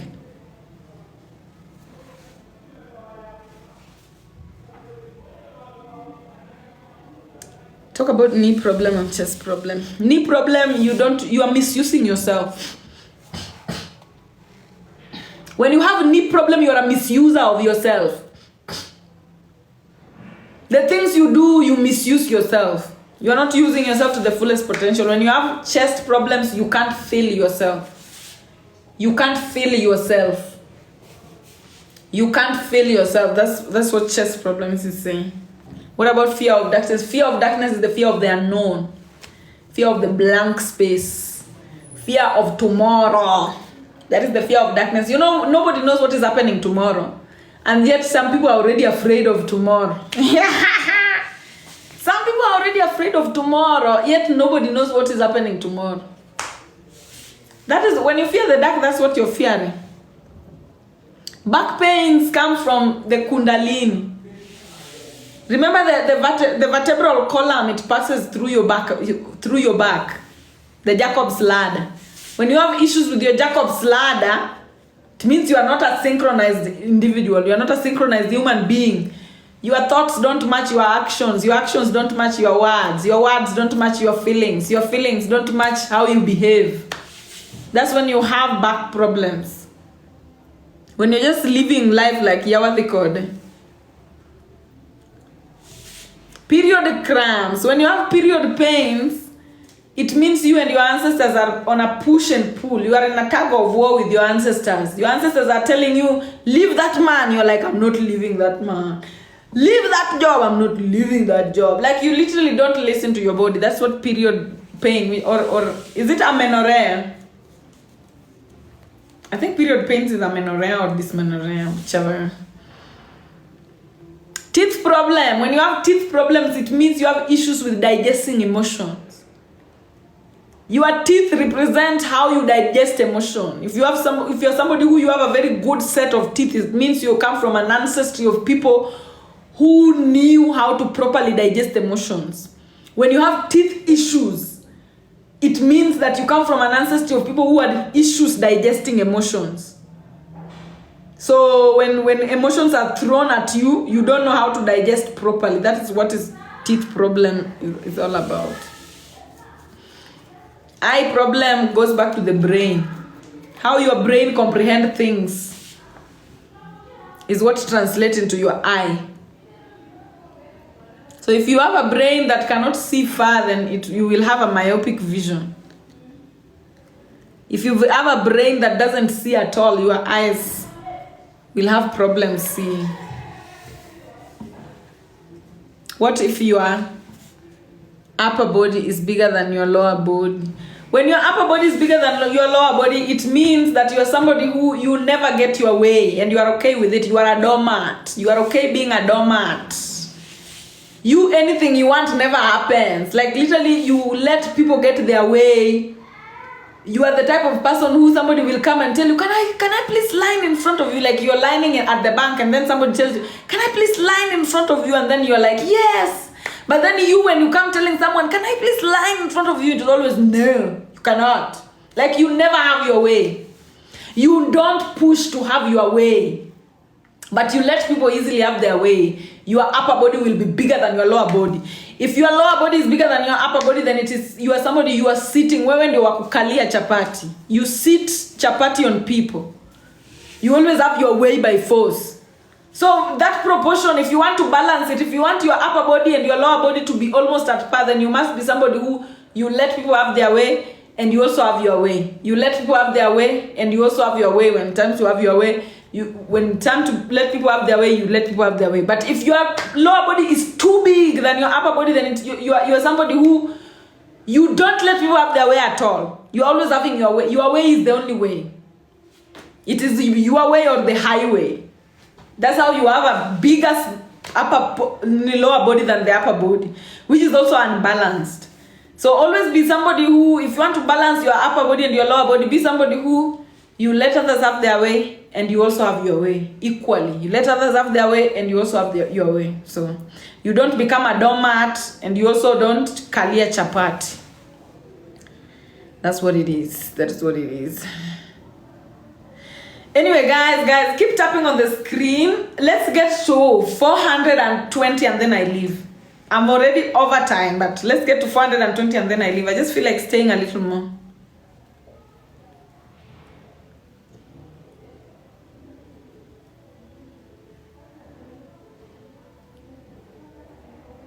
When you have acne comes at teenage years. So acne is usually comes where acne is like teenage year is where acne is grown. That is where originally acne comes from. It comes from puberty. Now, why does acne come at puberty? It comes when a child is trying to narrow down. Meaning you are now born. You are born, you grew up at a certain family, and then you reach a point where you have to purge certain ideologies that this family gave you that are not aligned with your own individual mission. When you reach puberty, when children they reach puberty, they are purging, they are living, and they are narrowing down. It's like they're doing their postgraduate degree. It's like they're narrowing down now to specialize. When you have to specialize into your path, then there are parts of you that have to die. When those parts of you are dying, they show on your face. They show on your face. When a part of you is dying on the inside, they call it hormonal imbalance or whatever, but it shows on your face when those parts of you are dying. Now, it reaches a point where a part of you is dying, but you're still attached to it. A part of you is dying, but you're still attached to it. When a part of you is dying and you're still attached to it, now you are the one who's going to dictate how long it is going to stay there on your face. How long a pimple stays on your face? Pimple is normal. We always must purge. We always must die. Parts of us must always die. Perspectives must always die. When you judge someone wrongly and then you come into the truth, you must always purge the perspective that you held before you came into truth. So dying is inevitable. But then how long something dies and gets buried, now it's dependent on you. People who have stubborn acne that have stayed with them for years are people who are holding on to parts of them that they should be letting go, but they're not letting go.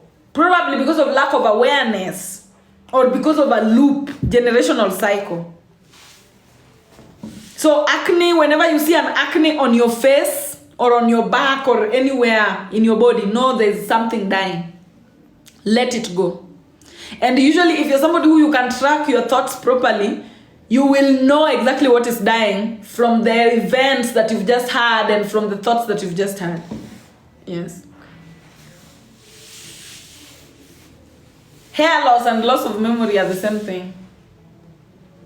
Hair loss and loss of memory are the same thing. And this is the reason, one of the things that I say about hair loss, you know, when you're losing your hair, it's literally memory that is going away. And you know, men naturally lose their hair. Men have this natural condition called premature baldness. This premature baldness literally is a phenomenon that only occurs in men. And whenever you see a man who has premature baldness, just know that information is leaving there. They are not fully there.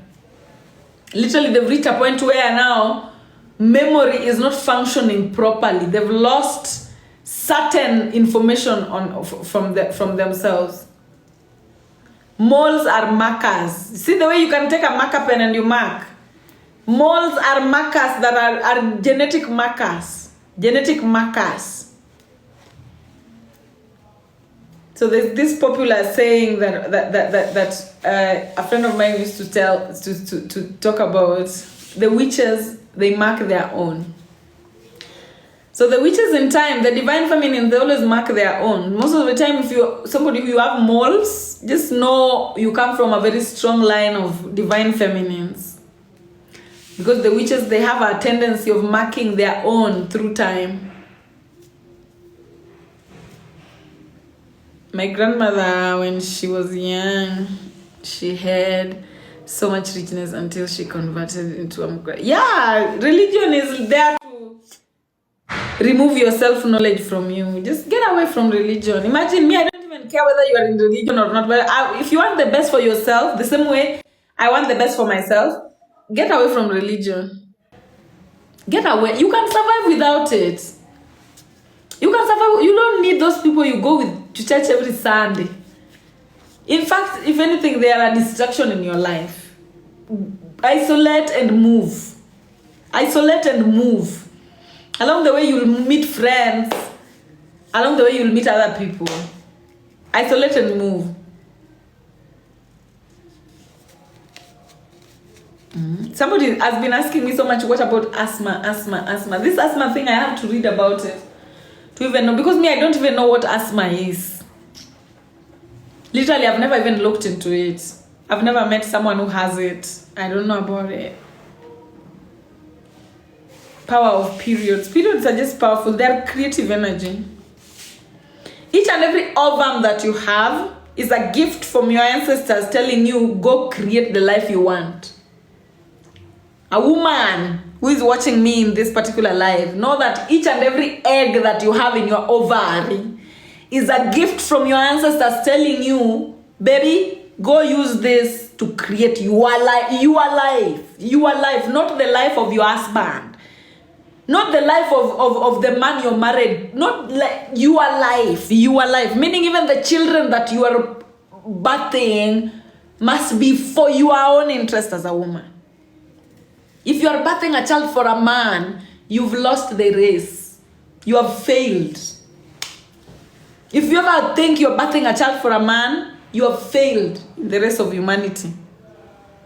Your child will do the work for you. Because your ovum is supposed to be, every ovum in your womb is supposed to be used to create your own life. Your own life. Not somebody else's. Somebody's asking me about morning sickness. What is morning sickness? What is morning sickness? You need to have the child for the child, not yourself or for your husband. Your child is your intention. Now that they are now, you are lying, my friend. You cannot just have a child for the child. Child is an intention. You must be very intentional about the child that you are having. You must connect with them spiritually. You must have an intention. What intention do I have for the planet? Not even for myself. What intention do I have for myself? Because as a woman, the intention that you have for yourself is the one you have for the planet. As a woman, you are the planet. A woman, you are the planet. Whenever you are subjecting yourself to situations that harm you as a woman, you are subjecting the planet to the situations that harms it. A woman, you must know that whenever you are having children out of societal pressure, you are forcing the planet to have children out of societal pressure. Pressure, yes, I'm low. So have children that are your own intentions, my friend. Your own intentions. Don't just have children as an accident. Have a child that you are ready to sit with and raise. I know our ancestors did what our ancestors did when it came to cultivating children. It was survival mode. They needed as many as possible to survive. Our ancestors were giving birth like frogs because of the timeline that they were living in, my friend. They wanted to increase chances of survival. We are already done with the class, Wanjiku. You're late. The class is done. Right now, I'm just reading people's things here and I wanted my child. She is... Yeah, just give birth to children that you want so that even if the father doesn't want it, you're like, I'm fine. Oh. In fact, some women, they give birth to children and they don't want the father to be in the life of the child. They are the ones who are like, no, you can just go. That is what you should be doing. Because as a woman, you are a portal. You are a portal. You are a gate. A gateway of souls. It is through you that souls come onto this planet. Mm-hmm. So give back to what you want. Create the life you want. Create the human beings you want, my friend. Don't rent your womb to create human beings that you have nothing to do with. Be careful.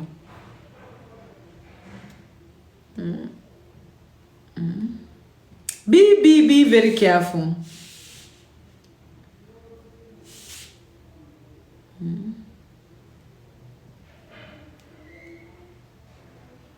Yes, that's what I'm talking about. Create human beings that you want, not human beings that other people want.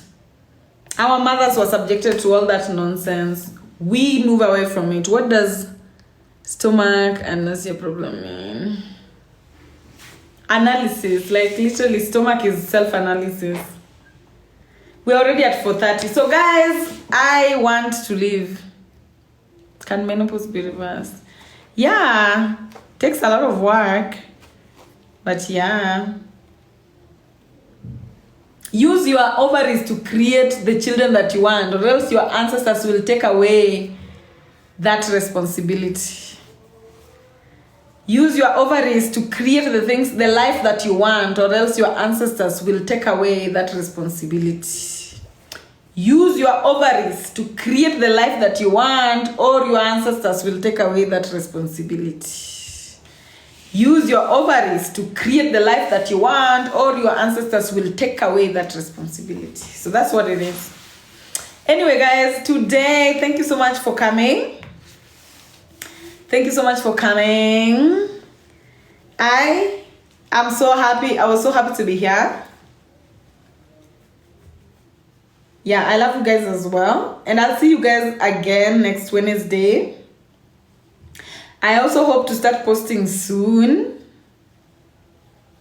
because I miss posting. I miss posting so much, but we will see. Plus, also, I appreciated the rest. I've rested so much from creating content that I feel happy and energized, that so much that when I come back, I'm just like, woo, all the way to December.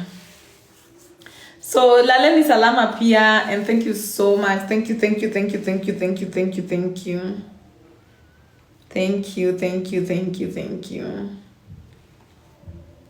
Somebody kept saying, Swiry is gaining weight. Yes, man. We are entering into a timeline where I need the weight. I need the nyash. So we are gonna be having more nyash. See you next Wednesday. Yeah, see you guys next Wednesday. See you guys next Wednesday. How do I get? Just manifest it, just manifest it. Me personally, how I started getting weight, I just told my ancestors, I want you guys to mold me in a way that you love. I'm tired of, I don't want to go by the beauty standard of anybody. I just want to be the beauty standard of my ancestors. Because my body, the body that you chose, the vessel that you chose is your beauty standard. So, and it is the beauty standard of your ancestors. So when you look at yourself in the mirror, just know that that was the beauty standard that you saw before you came on this planet, and you came here to show us why it is the beauty standard. So me, I just started telling my ancestors, that's how I gained weight, by the way. I told my ancestors, I want you guys to make me look like your beauty standard. And yeah. So just manifest. So need for gym. I don't believe in the gym personally. I just believe in the African dances more than I believe in the gym. I don't believe in the gym. I'd rather you dance the African dances every day. It's so beautiful. Thank you so much. Talk to school girls next Wednesday. Are they out of school? Are they here? Body parts for exercises for today. When is today? Today is Wednesday. Wednesday is usually your arms and your stomach. Belly dance. Do some belly dances and some arm. Belly dances, they come with arm doing. So belly dance. Yeah. No, actually Thursday has already started. So Thursday is what? Can somebody remind me what Thursday is all about?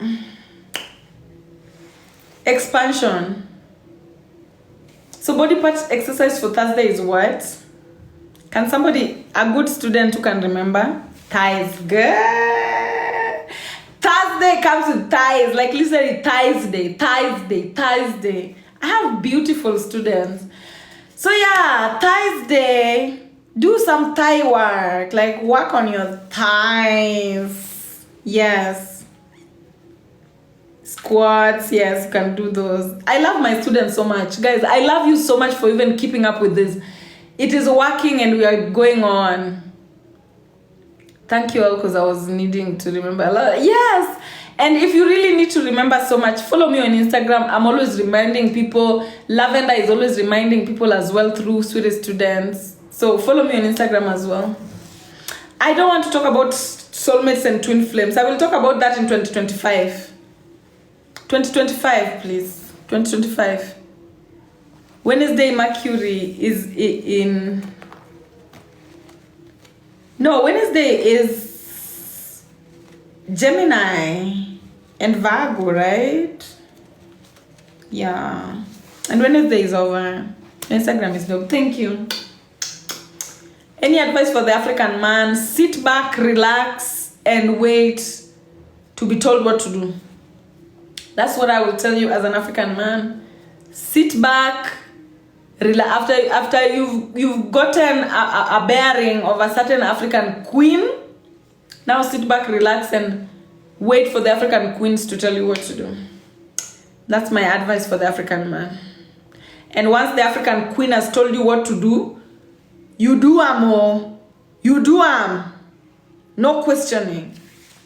That's what you do. and then we will work together nicely. Anyway, guys, thank you so much, and have yourself a lovely night if you're having a night. Have yourself a lovely day if you're having a day. Have yourself a lovely evening if you're having an evening. People who are telling me you're so beautiful, thank you so much. You see beauty in me because you probably look like me, probably as beautiful as I am. So thank you so much, guys. Swiry for the win. I love you.